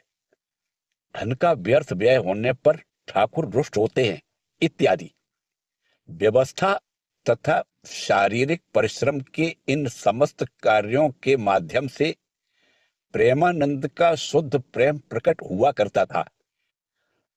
स्वामी तुरायानंद ने एक बार उन्हें सत्य ही लिखा था, तुम लोगों का जहां कहीं शुभागमन होगा वहीं पर आनंद का स्रोत बहने लगेगा। नित्योत्सवो भवेत् तेषां नित्य श्रीर नित्य मंगलम येषां हृदयस्थो भगवान मंगलायतनो हरि। रात में कोई ब्रह्मचारी मसहरी लगाना भूल गए हैं, प्रेमानंद उनकी मसहरी लगा दे रहे हैं। किसी ने मान किया है, प्रेमानंद दूध की कटोरी लिए उसके पीछे घूम रहे हैं। ऐसी घटनाएं नित्य ही हुआ करती थी। यह सोचकर कि प्रेमाधार प्रेमानंद के सर्वग्रासी प्रेम के पूर्ण प्रवाह में सब कुछ बह न जाए, स्वामी विवेकानंद ने उन्हें सावधान कर दिया था, तू मंत्र दीक्षा मत देना, नहीं तो तेरे और राखाल के चेलों के बीच झगड़ा होगा। बाबूराम महाराज ने इस आदेश का अक्षरशः पालन किया। उनके प्रेम से आकृष्ट असंख्य भक्त आया करते और उनमें से अधिकांश उनसे दीक्षा के लिए प्रार्थना भी करते थे, परंतु वे उन लोगों को सुविधानुसार माता जी के चरणों में अथवा संघ नेता स्वामी ब्रह्मानंद जी के समीप भेज देते थे। परंतु स्वामी जी की यह चेतावनी संभवतः अनावश्यक थी, क्योंकि जगन माता के अदृश्य संकेतानुसार प्रेमानंद की प्रेम धारा विचारहीन भावुकता के निरर्थक आप्लावन से दोनों तटों को बहाकर स्वयं को विलीन तथा विस्तीर्ण तटभूमि को अस्त व्यस्त न करती हुई युग प्रयोजन के अनुकूल निर्दिष्ट पथ पर ही प्रवाहित हो रही थी। हम पहले उल्लेख कर आए हैं कि अपने स्नेहास्पद बाबूराम के तीव्र अनुरोध पर जब ठाकुर ने जगदम्बा से उनके लिए भाव समाधि की याचना की थी, तब उन्हें उत्तर मिला था, बाबूराम को भाव नहीं ज्ञान होगा और ज्ञान के आवरण में आच्छादित प्रेम लेकर ही बाबूराम महाराज ने इस युग में लीला विलास किया। यहां यह भी स्मरण रखना होगा कि भक्त परिवार में भक्ति का संस्कार लेकर जन्म ग्रहण करने पर भी बचपन से ही व्यायाम आदि करने के फलस्वरूप उनका शरीर सुगठित था तथा उनके संपूर्ण व्यक्तित्व में एक पुरुषोचित दृढ़ता थी। साथ ही उनका संपूर्ण जीवन भी कर्म निष्ठा से पूर्ण था।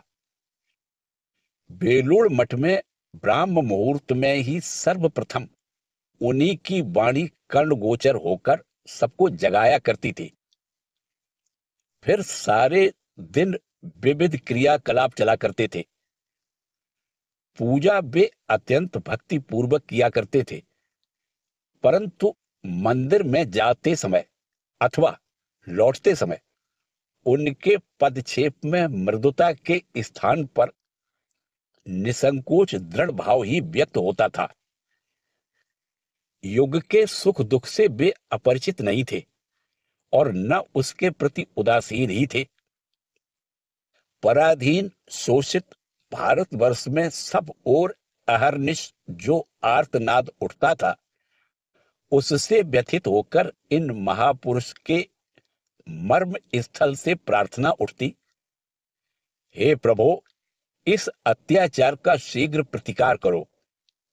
यह विदेशियों के प्रति विद्वेष अथवा राजनीतिक अवस्था की प्रतिक्रिया मात्र नहीं है, सर्वभूतों में विराजमान भगवान की सेवा में अर्पित कोमल प्रेमपूर्ण हृदय का मर्मभेदी गुंजार है।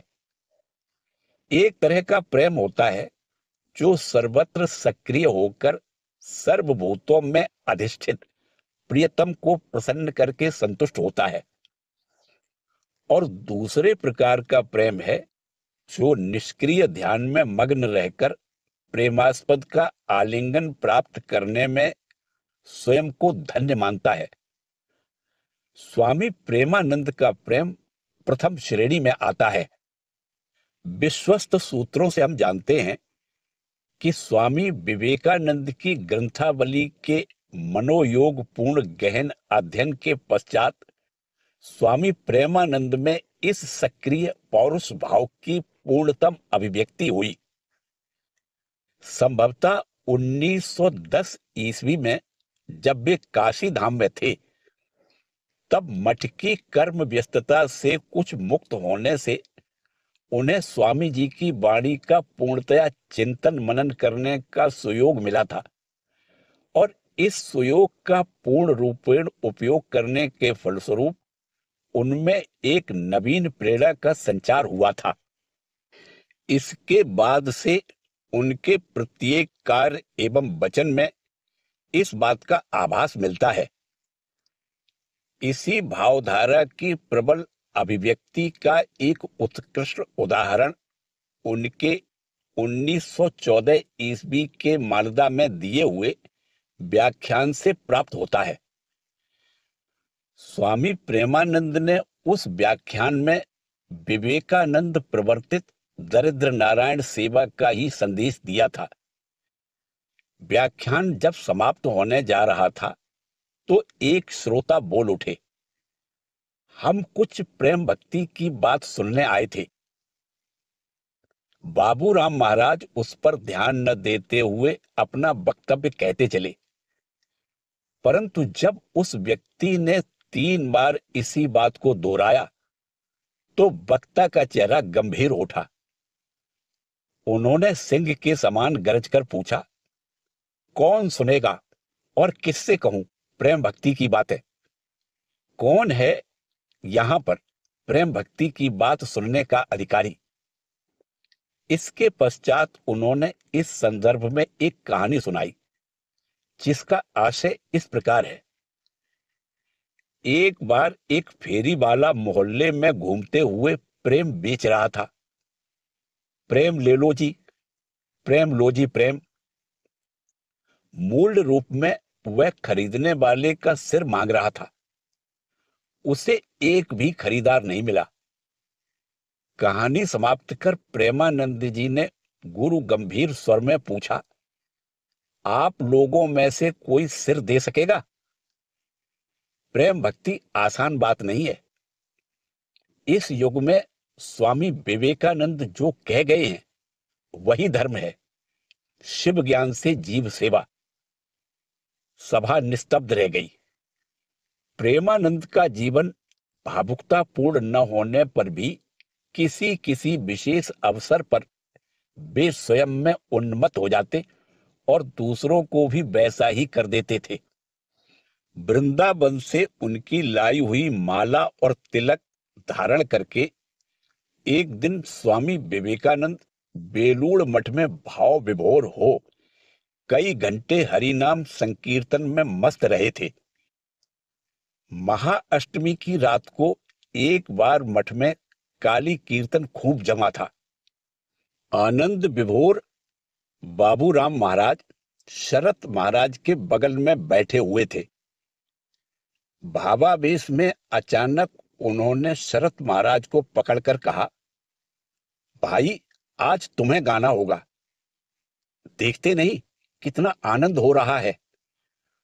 तुम्हारे गाए बिना आनंद पूरा नहीं होगा।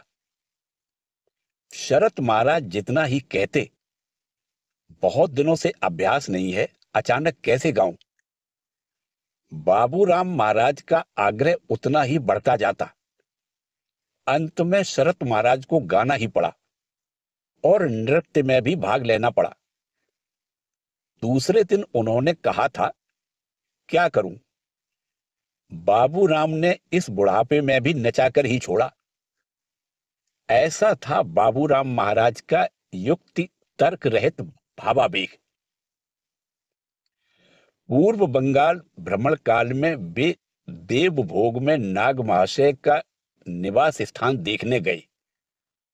नारायणगंज में स्वामी ब्रह्मानंद के साथ पैदल कीर्तन दल के पीछे पीछे चलते हुए वे ज्यों ही नाग महाशय के आंगन में पहुंचे, त्यों ही भाव के आधिक्य से शरीर से वस्त्र उतारकर वहीं भूमि पर लौटने लगे। तत्पश्चात उन्होंने कातर स्वर में महाराज से अनुरोध किया, महाराज इन लोगों पर थोड़ी कृपा हो। यह कहते हुए वे उन्हें पकड़कर कीर्तन स्थल पर ले आए। महाराज भी उस प्राणोन्मादक कीर्तन के साथ हुंकार भरते हुए नृत्य करने को उद्यत हुए, परंतु भाव के प्राबल्य से अक्षम स्थाणुवत समाधि मग्न हो गए। पूर्व बंगाल में प्रेमानंद की अन्य भाव लीलाओं का विवरण हम बाद में देंगे। यहां पर दो चार अन्य घटनाओं का वर्णन कर लें। कलकत्ते के एक संभ्रांत वंशीय युवक को बुरे संग में पड़कर गांजा भंग आदि सेवन करने की आदत लग गई। सुशिक्षित परिवार में ऐसा आचरण देखकर सभी लोग मर्माहत हुए, परंतु बहुत प्रयास करने पर भी कोई उस युवक को रास्ते पर नहीं ला सका। सौभाग्यवश उस युवक के एक संबंधी स्वामी प्रेमानंद से परिचित थे। एक दिन वार्तालाप के प्रसंग में उन्होंने उनको सब कुछ कह सुनाया और इस विषय में उनकी सहायता की याचना की। प्रेम मूर्ति स्वामी प्रेमानंद ने सब सुन लिया और उस युवक को देखने के लिए एक दिन उसके घर जा पहुंचे। वहां उन्होंने विविध विषयों पर वार्तालाप करते हुए उसके साथ आत्मीयता स्थापित कर ली तथा एक दिन उसे मठ आने को आमंत्रित किया। और सचमुच ही वह प्रेमानंद जी के आकर्षण के फलस्वरूप मठ में आया और पूरे दिन उनके साथ मठ में रहा। प्रेमानंद जी के व्यवहार में एक चीज उसे बड़ी ही विस्मयजनक लगी। वह यह कि सभी लोग उनका तिरस्कार करते थे, उसके प्रति घृणा करते थे, यहां तक कि उससे दूर ही रहना पसंद करते थे। परंतु ये एक सर्वत्यागी शुद्ध चित्त साधु होते हुए भी उसकी बुरी आदतों का उल्लेख तक न कर, कुछ भी त्यागने का आदेश न देकर, केवल एक अत्यंत लोभनीय उच्च अवस्था का आदर्श उज्जवल रूप में उसके सम्मुख रख रहे थे। घृणा के स्थान पर उस युवक को सम्मान मिला।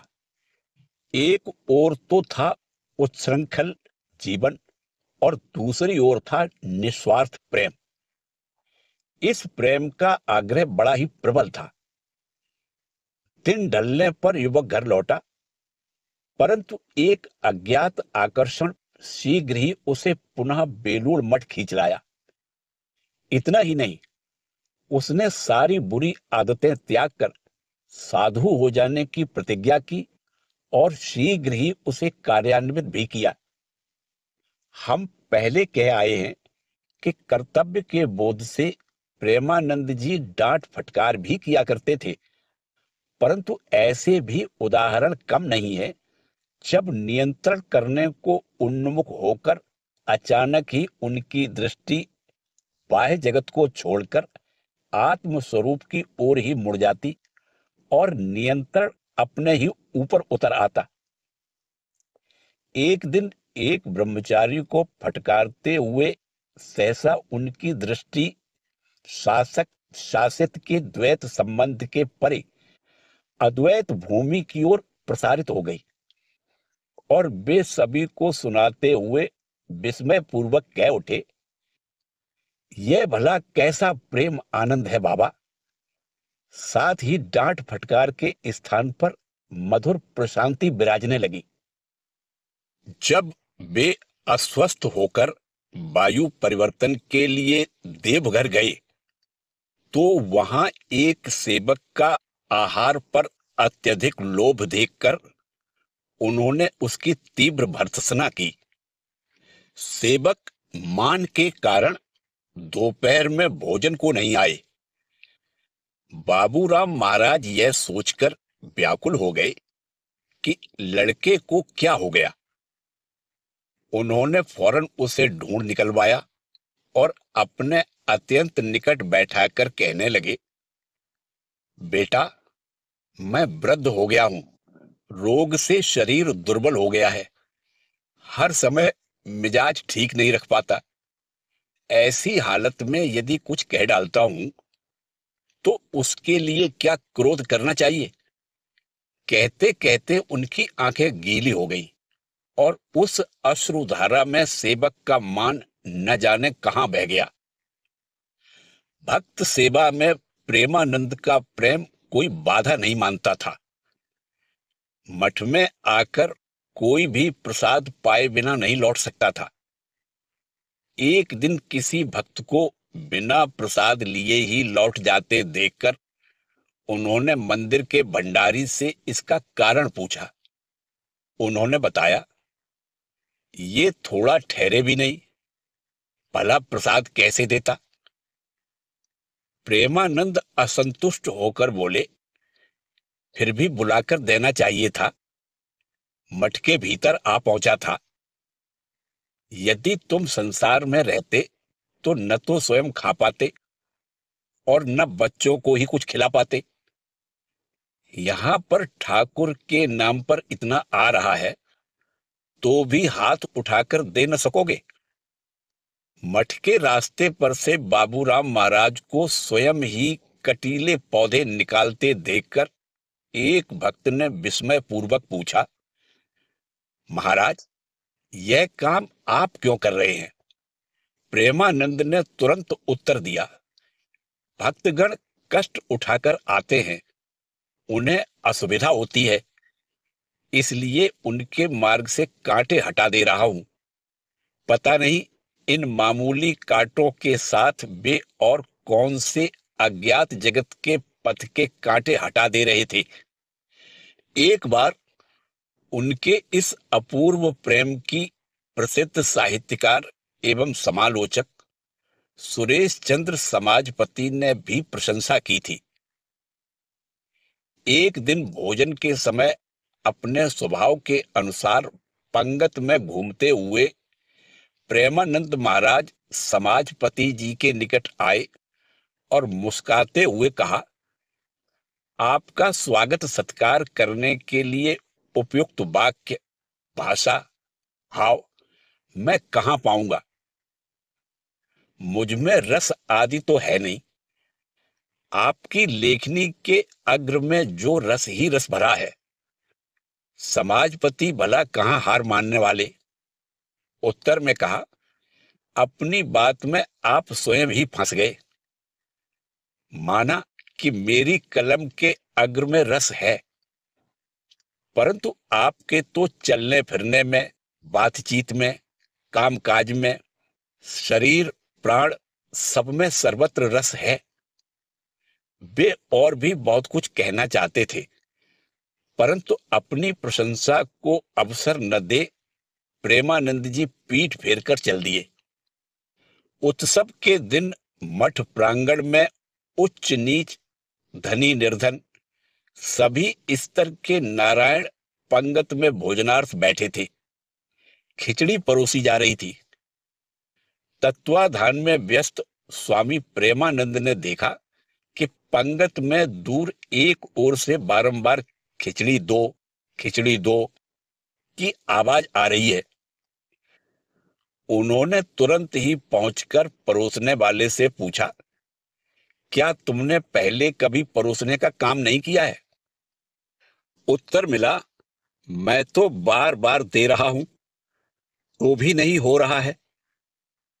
ये लोग सिर्फ दो दो कहते हुए शोर मचा रहे हैं।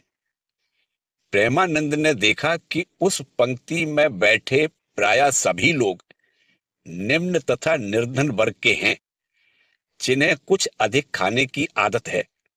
सहानुभूति से प्रेरित हो वे आवेग पूर्वक बोले, क्या हम लोगों के पेट के हिसाब से हो सकता है? पता नहीं जीवन में कितने दिन ये लोग भरपेट भोजन पाते हैं। इनके पेट में दिन रात अग्नि जल रही है। जाओ जाओ, इनमें से हरेक के पत्तल में पूरी बाल्टी उड़ेल दो। ये ठाकुर का प्रसाद भरपेट पा ले। कहते कहते उनका स्वर अवरुद्ध हो गया। नेत्र की कोरों से अश्रु टपकने लगे। स्वयं को संभाल न पाकर वे वहां से हट गए। मठ में आने वालों की सेवा के लिए प्रेमानंद के हृदय का द्वार तथा मंदिर भंडार के पट सर्वदा खुले रहते थे। ऐसी बात नहीं कि सभी लोग भक्त के ही रूप में आते हों। कोई मठ की खुली हवा सेवन करने आता, तो कोई उत्सुकता निवारणार्थ।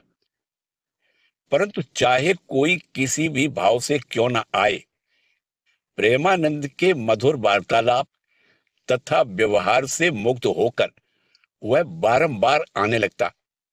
कई बार तो ऐसा भी होता कि मठ के प्रसाद वितरण का समय बीत जाने के बाद कोई आ पहुंचता।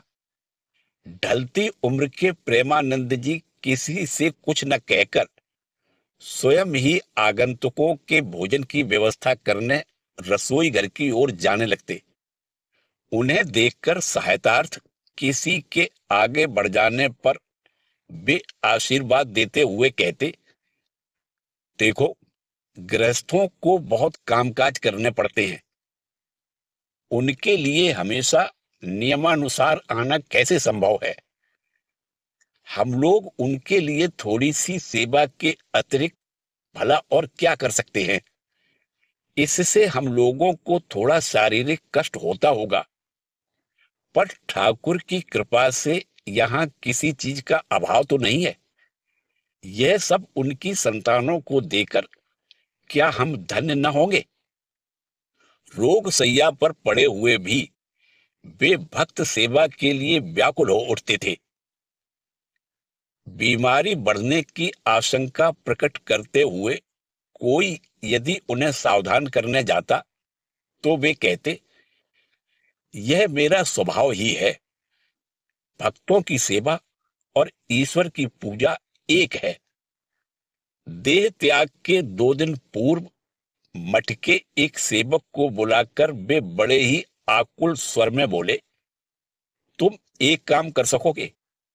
सेवक ने उत्सुक होकर पूछा, कहिए महाराज, क्या करना होगा? प्रेमानंद ने कहा, भक्तों की सेवा कर सकोगे?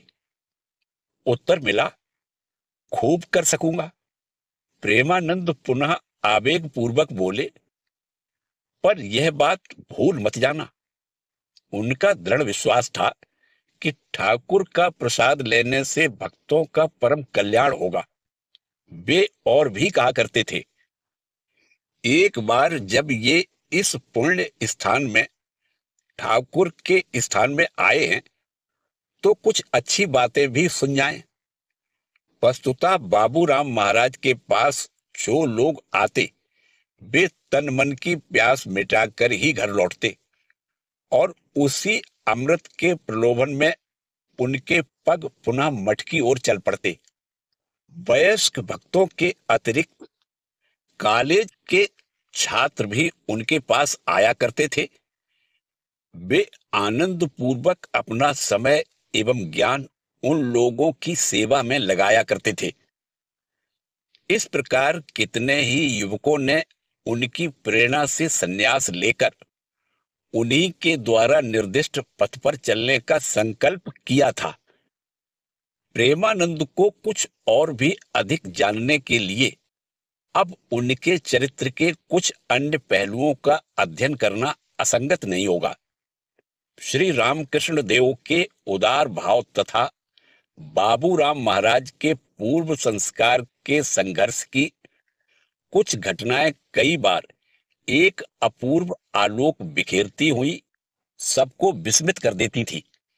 पूरी निवास काल में एक दिन बाबूराम महाराज ने देखा कि मंदिर के सामने ही ईसाई धर्म प्रचारक गण ईसा की महिमा का प्रचार कर रहे हैं। इस पर उनका जातिगत संस्कार अचानक क्षुब्ध होकर बाधा देने को अग्रसर हुआ। वे श्रोता मंडली के समीप खड़े होकर जोर से पुकार उठे, हरि बोल, हरि बोल, हरि बोल। साथ ही सैकड़ों नर नारियों के कंठ से निनादित हो उठा, हरि बोल, हरि बोल। सभा भंग हो गई। पंडों ने बाबूराम महाराज को धन्यवाद देते हुए कहा, हम लोग डर के मारे इतने दिन कुछ भी नहीं कर पा रहे थे, परंतु यह घटना प्रेमानंद के हृदय में विजयोल्लास के बदले तीव्र विषाद ले आई। रात को उन्होंने स्वप्न देखा जिसमें दर्शन देकर ठाकुर कह रहे हैं, क्यों रे, तूने उनकी सभा क्यों भंग कर दी? वे लोग तो मेरे ही नाम, मेरी ही वाणी का प्रचार कर रहे थे। कल सवेरे उठते ही उनके पास जाकर क्षमा मांगना। प्रातःकाल उठते ही बाबूराम व्यग्र होकर उन ईसाई धर्म प्रचारकों की खोज में निकल पड़े और बड़ी मुश्किल से उनके निवास स्थान का पता लगाकर उनसे क्षमा मांगी। प्रेमानंद का वैराग्य भी विलक्षण था। उनके नित्य उपयोग की वस्तुओं में थी 2 धोतियां, 2 कुर्ते, 1 उत्तरी, 1 जोड़ी चप्पल, 1 लाठी और 1 छाता। इनके अतिरिक्त शीतकाल में वे एक दूसरी चादर तथा रुई भरे एक कुर्ते का उपयोग करते थे। इन थोड़ी सी चीजों में से दान भी चलता रहता था। जब वे बीमार होकर देवघर में निवास कर रहे थे तो एक नाई चोरी के अपराध में पकड़ा गया। स्वामी प्रेमानंद की धारणा थी, अभाव के कारण मनुष्य का स्वभाव बिगड़ जाता है, अतः उसे दंड न देकर उसका अभाव दूर करना ही सक्षम व्यक्ति का कर्तव्य है।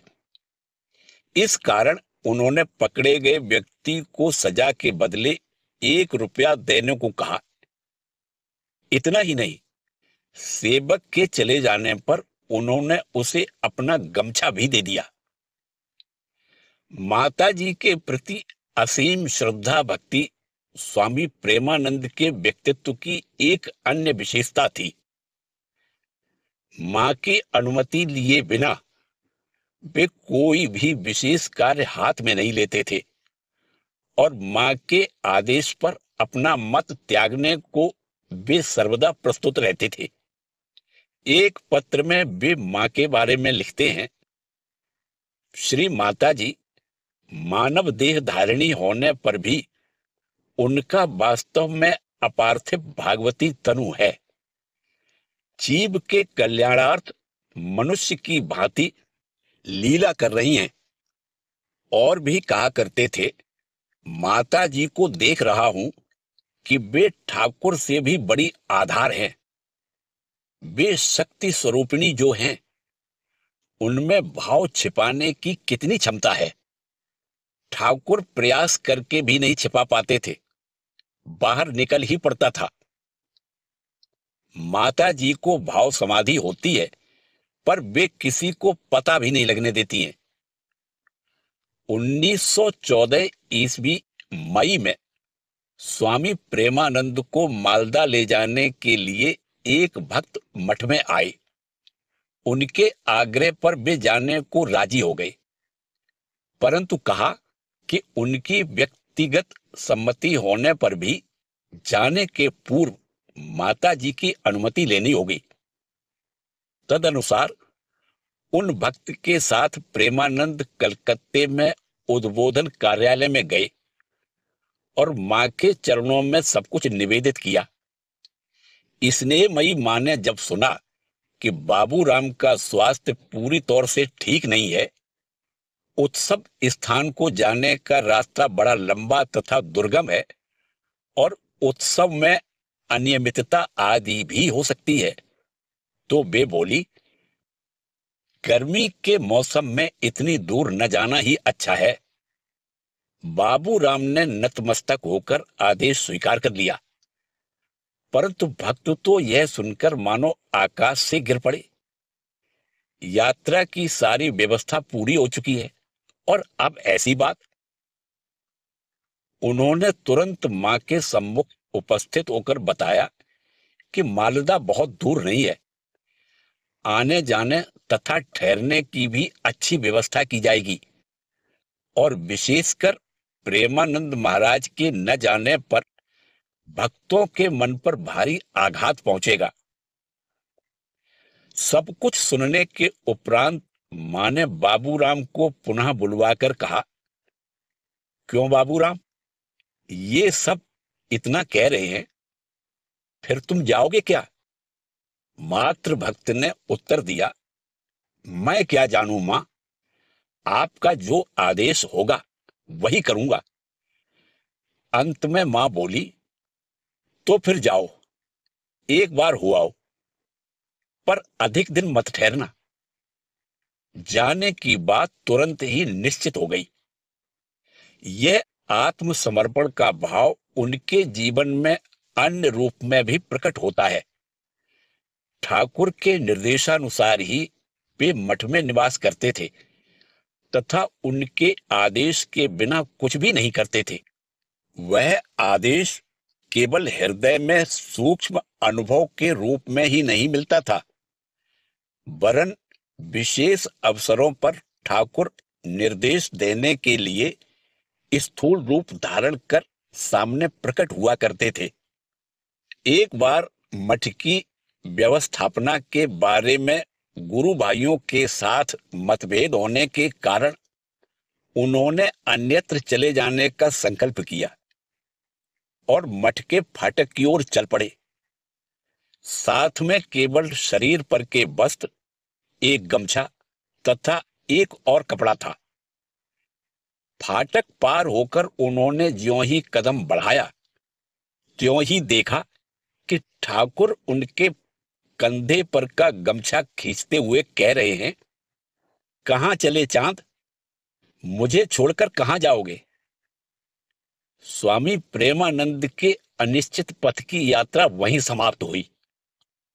यद्यपि प्रेमानंद जी ने अपने जीवन का अधिकांश भाग मठ में ही बिताया, फिर भी तीर्थ दर्शन की साधु सुलभ इच्छा से वे बीच बीच में बाहर भी जाया करते थे, जिसका आभास हम पहले ही दे आए हैं।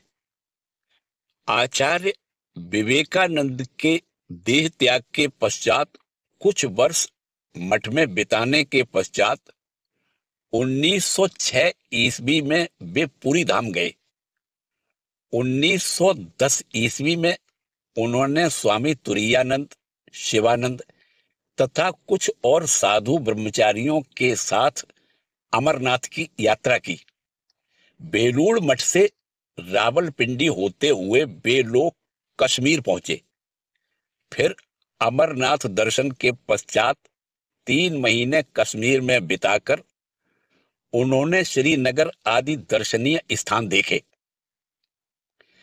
कश्मीर से स्वामी तुरायानंद शिमला गए और स्वामी प्रेमानंद तथा शिवानंद 14-15 दिन कनखल में बिताकर सितंबर के अंत में काशी पहुंचे। वहां कुछ दिन व्यतीत करने के बाद वे बेलूड़ लौट आए। 1914 ईस्वी में प्रेमानंद जी को पुनः काशी धाम जाना पड़ा। 1913 ईस्वी में दुर्गा पूजा के पूर्व ब्रह्मानंद जी वहां गए थे। आगामी वर्ष अक्टूबर तक उनके मठ न लौटने पर मठवासी उनका तीव्र अभाव अनुभव करने लगे। अतः स्वामी प्रेमानंद शीघ्रता पूर्वक उन्हें वापस लाने के लिए काशी पहुंचे, परंतु महाराज उस समय मठ वापस न आकर प्रयाग को चल दिए। दूसरा कोई चारा न देखकर प्रेमानंद जी ने उनका अनुसरण किया। वहां पर 3 दिन व्यतीत हो जाने पर भी महाराज के बेलूड़ लौटने का कोई लक्षण नहीं दिखाई दिया। अब प्रेमानंद जी से न रहा गया। चौथे दिन वे उन्हें साष्टांग प्रणाम करते हुए बोले, महाराज, आपको मठ चलना ही होगा। आयु में ज्येष्ठ गुरु भाई के इस विनयपूर्ण आचरण से ब्रह्मानंद जी घबराकर कुर्सी से उठ खड़े हुए और बोले, यह क्या बाबूराम दादा, यह क्या, उठो उठो। उसी अवस्था में पड़े हुए बाबूराम महाराज ने व्याकुलता पूर्वक पुनः अपनी विनती दोहराई। हार मानकर ब्रह्मानंद जी को कहना ही पड़ा, उठो उठो बाबूराम दादा, मैं चलूंगा। दूसरे ही दिन सभी लोग मठ को चल दिए। इस घटना से हमें अनुपम गुरु भ्रातृ प्रेम और उससे भी अधिक अनुपम संघ अध्यक्ष के प्रति निष्ठा दिख पड़ती है। यही रामकृष्ण संघ की नींव है। आगामी वर्ष प्रेमानंद जी ने नीलांचल, उड़ीसा जाकर महाराज के साथ कुछ महीने बिताए। 1916 ईस्वी के अंत में वे अंतिम बार काशी धाम गए और 1917 ईस्वी के प्रारंभ में मठ लौट आए। इसके अतिरिक्त मठ जीवन के प्रारंभ में किसी समय वे अपनी माता के साथ रामेश्वरम आदि तीर्थों के दर्शन कराए थे। इस प्रकार उन्होंने भारतवर्ष के प्रायः सभी प्रमुख तीर्थों के दर्शन करके तृप्ति लाभ किया था। तीर्थ भ्रमण के साथ ही वे ठाकुर की वाणी का प्रचार भी किया करते थे। प्रारंभ में तो यह घटना चक्र में पढ़कर सभी के तथा अपने भी अनजाने में ही हो जाया करता, परंतु जीवन के अंतिम कुछ वर्षों में उनके इस प्रचार का प्रभाव एवं प्रसार देखकर लोग विस्मित रह गए थे। जो बाबूराम महाराज सदा मठ के छोटे मोटे कामों में ही लगे रहते थे, जो कभी विद्या या बुद्धिमत्ता का दावा नहीं करते थे, वे ही अब सभा समितियों में उपस्थित रहते हुए अपने अटूट विश्वास तथा प्रेम के प्रवाह से जन समाज को धर्म भाव से उन्मत्त कर डालेंगे। यह भला कौन सोच सकता था। पूर्व बंगाल में उनकी प्रचार शक्ति विशेष रूप से प्रकट हुई थी। यह सत्य है कि इसके पूर्व भी वे उत्सव आदि में भाग लेने मेदिनीपुर आदि स्थानों को अनेक बार गए थे, परंतु पूर्व बंगाल के साथ मानो उनका एक अदृश्य संबंध सूत्र था। स्वामी विवेकानंद ने एक बार कहा था, पूर्व बंगाल तेरे लिए रहा। वस्तुतः चैतन्य महाप्रभु के प्रेम भाव में मुग्ध पूर्व बंग के आध्यात्मिक सागर में प्रेम की एक नवीन लहर उठाने की शक्ति स्वामी प्रेमानंद के ही हृदय में निहित थी। वे ही थे जो स्वयं मत होकर दूसरों को भी मत बना देने में समर्थ थे। 1915 ईस्वी में भक्तों के आमंत्रण पर वे राड़ी खाल, ढाका गए। वहां श्री जगदीश चंद्र बोस के निवास स्थान पर उनके ठहरने की व्यवस्था हुई। श्री रामकृष्ण देव के इन पार्षद के आगमन से वह अंचल उस समय प्रेम से ओतप्रोत हो उठा। यहां तक कि मुसलमानों ने भी उस आनंद में भाग लिया।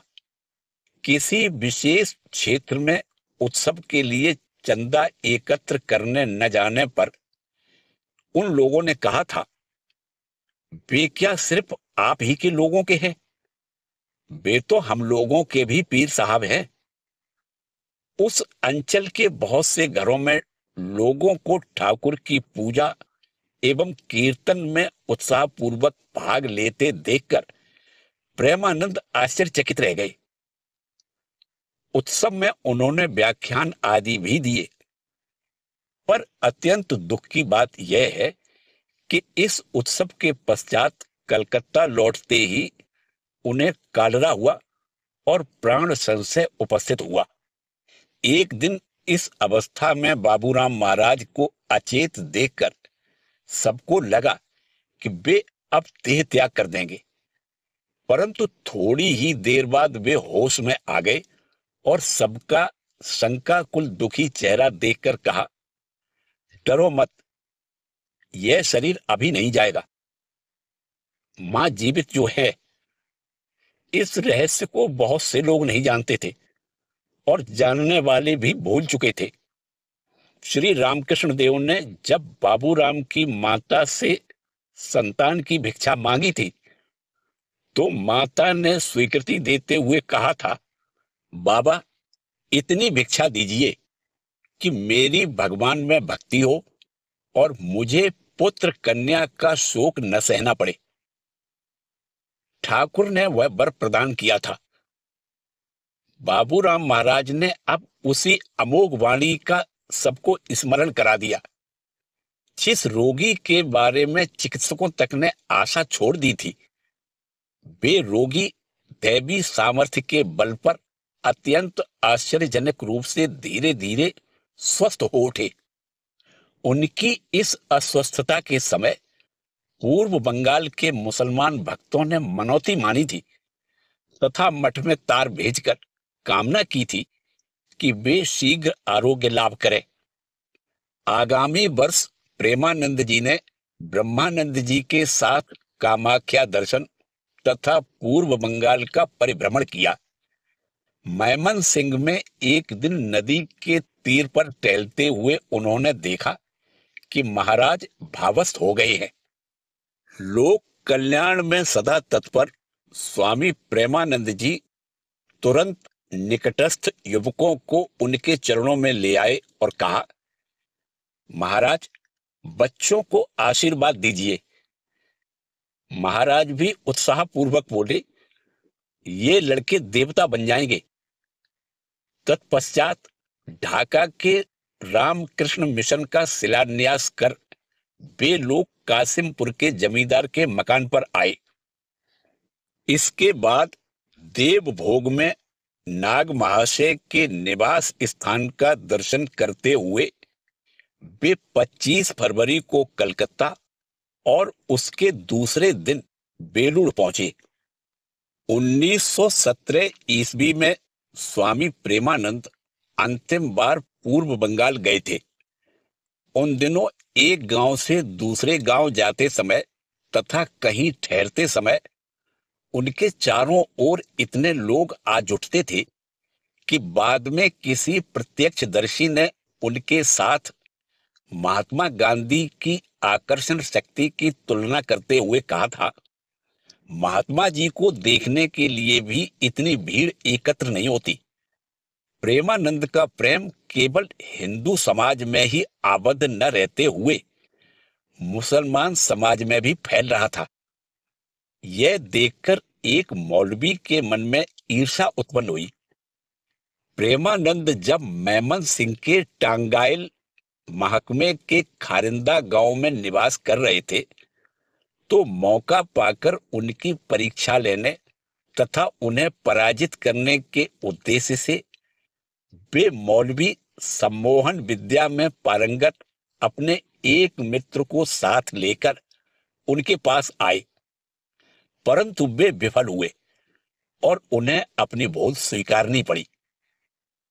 प्रेमानंद महाराज इस पर तनिक भी रुष्ट नहीं हुए, बल्कि मौलवी साहब को जलपान कराने के लिए उन्होंने फल मिष्ठान आदि मंगवाया। तब मौलवी बोले, आप अब तक उदार मत का प्रचार करते रहे हैं, क्या आप मेरे साथ एक ही थाल में खा सकते हैं? प्रेमानंद दृढ़ता पूर्वक बोले, हाँ खा सकता हूं, और ऐसा ही किया भी। इस पर मौलवी साहब ने धीरानंद को भी, जो प्रेमानंद के साथ थे, आमंत्रित किया, पर प्रेमानंद ने मना किया और कहा, एक के खाने से ही हुआ, धीरानंद की अवस्था अभी वैसी नहीं है। मुसलमानों के प्रति उनके ऐसे प्रीतिपूर्ण व्यवहार के अनेक दृष्टांत हैं। ढाका में रहते समय उनकी उदार वाणी से आकृष्ट होकर नवाब समीउल्लाह ने उन्हें एक दिन अपने घर निमंत्रित किया था और धर्म गुरु की तरह उनके प्रति सम्मान प्रदर्शित किया था। एक बार प्रेमानंद ने मठ में आए हुए एक मुसलमान सज्जन को कुछ खिलाया। बाद में यह देखकर कि कोई उनकी जूठन उठाने को तैयार नहीं है, उन्होंने स्वयं अपने ही हाथों वह कार्य संपन्न किया। वस्तुतः प्रेमानंद को प्रचारक, गुरु या सेवक चाहे जिस रूप में क्यों न स्वीकार करे, उनका प्रेम जाति वर्ण भेद निरपेक्ष रूप से वितरित हुआ करता था। खारिंदा से वे ढाका आए और वहां से नारायणगंज होकर हसाड़ा और सोनार गांव आदि स्थानों में उत्सव में भाग लेने गए। बाह्य दृष्टि का अवलंबन कर यद्यपि हमने उत्सव शब्द का प्रयोग किया है, तथापि यह स्मरण रखना होगा कि इससे यथार्थ तथ्य प्रकट नहीं हो सकता, क्योंकि उत्सव के उपलक्ष्य में वे लोगों के मन में नव युगोपयोगी एक नवीन प्रेरणा का संचार करने के लिए कटिबद्ध रहते थे।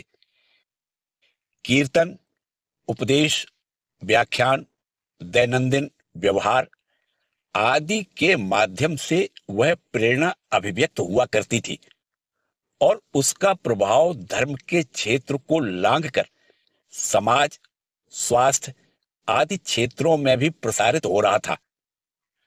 उदाहरण के लिए हसाड़ा आदि ग्रामों में उन्होंने देखा कि वहां के तालाब जल कुंभी आदि जंगली वनस्पतियों से भरे हुए हैं, पर यह जानते हुए भी कि थोड़े से परिश्रम से उनकी सफाई करके उन्हें उपयोगी और स्वास्थ्यप्रद बनाया जा सकता है, ग्रामवासी पूरी तौर से उदासीन हैं। इससे वे व्यथित हुए। पहले तो वे इस विषय में उन लोगों को प्रोत्साहित करने लगे, परंतु उससे कोई फल होता न देखकर एक दिन वे स्वयं ही पानी में उतर गए और जंगली वनस्पतियों को निकालने लगे। यह देखकर ग्रामवासियों को भी प्रेरणा मिली और वे उनका अनुकरण करते हुए उत्साहपूर्वक उस कार्य में जुट गए। इस दीर्घकालीन भ्रमण तथा अस्वास्थ्यकर वातावरण के बीच रहने एवं कठोर परिश्रम करने के फलस्वरूप स्वामी प्रेमानंद को काला ज्वर हो आया। कलकत्ता लौटकर चिकित्सा कराने से रोग का थोड़ा उपशम हुआ और वायु परिवर्तन के लिए उन्हें बैद्यनाथ धाम ले जाया गया। प्रारंभ में तो वहां उनके स्वास्थ्य में काफी सुधार दिखाई दिया, परंतु दुर्भाग्यवश उन दिनों इन्फ्लुएंजा की बीमारी पृथ्वी पर सर्वत्र महामारी जैसी फैलती हुई बैद्यनाथ तक भी पहुंच गई और उनके शरीर में संक्रमित होकर उनके प्राणों का संशय उत्पन्न कर दिया। समाचार पाकर स्वामी शिवानंद मठ से वहां अविलंब आ गए और उन्हें कलकत्ता ले आए। उनके कलकत्ता पहुंचने तक रोग नियंत्रण से परे जा चुका था। अतः उत्तम चिकित्सा के बावजूद लौटने के चौथे दिन ही 30 जुलाई 1918 ईस्वी मंगलवार संध्या 4:15 पर उन्होंने स्वधाम गमन किया। उस दिन साधुगण प्रातःकाल से ही नाम संकीर्तन कर रहे थे। स्वामी ब्रह्मानंद दुखित हो कमरे के अंदर बाहर टहल रहे थे। एक बार भीतर आकर उन्होंने प्रेमानंद से पूछा, ठाकुर का अच्छा स्मरण है ना? ऐसा हो तो फिर हम लोगों को भी भरोसा मिलता है। ठाकुर के मानस पुत्र राखाल को कभी, यहां तक कि अंतकाल में भी ठाकुर का विस्मरण नहीं हो सकता, बाबूराम को भी नहीं। यह जानते हुए भी ब्रह्मानंद ने संभवतः वर्तमान जड़ सभ्यता के युग में प्रमाण स्थापित करने तथा वहां एकत्र साधु एवं भक्तों के मन में श्रद्धा जागृत करने के लिए ही कहा और मानो उसे समझते हुए ही प्रेमानंद ने मुस्कुराकर स्वीकृति में गर्दन हिलाई और क्षीण स्वर में कहा, कृपा कृपा कृपा। यह कहकर वे टकटकी लगाए ठाकुर के चित्र की ओर देखते रहे, पर बड़ी ही गंभीर मुद्रा में। महासमाधि के पूर्व एक दिन उन्होंने अन्यमनस्क भाव से स्वामी शारदानंद से कहा था, चंपा के रंग के वस्त्र पहनने की इच्छा होती है और बेला के समान शुभ्र अन्न खाने की इच्छा होती है। सुनकर एक परिपक्व बुद्धि ब्राह्मण ने विचार किया, हम लोग गृहस्थ हैं, भला इतनी सब व्यवस्था कैसे कर सकेंगे? भला उन्हें क्या पता था कि आनंदमयी शक्ति से प्रकट होकर जो मूर्ति इतने दिनों तक मर्त्यलोक में रहती हुई भगवत कार्य साधन में नियुक्त थी, वही आज अपने स्वरूप में लीन होना चाहती है। बाबूराम महाराज ने इस दैवी भाषा में उसी का पूर्वाभास मात्र दिया था। स्वामी प्रेमानंद प्रेम की हाट भंग करके चल दिए। यह मार्मिक संवाद चारों ओर फैल गया और इससे सबके हृदय में तीव्र आघात हुआ। सुनकर मास्टर महाशय बोले, ठाकुर के प्रेम का पक्ष चला गया। माता जी अश्रुपात करती हुई बोली, मठ की शक्ति, भक्ति, युक्ति सब मेरे बाबूराम का रूप धारण कर गंगा तट को आलोकित करती हुई मठ में घूमा करती थी। हाँ, ठाकुर उसे भी ले गए। इसी के साथ श्री रामकृष्ण देव के अंतरंग शिष्य बाबूराम महाराज का जीवन परिचय समाप्त होता है। जय ठाकुर, जय मां।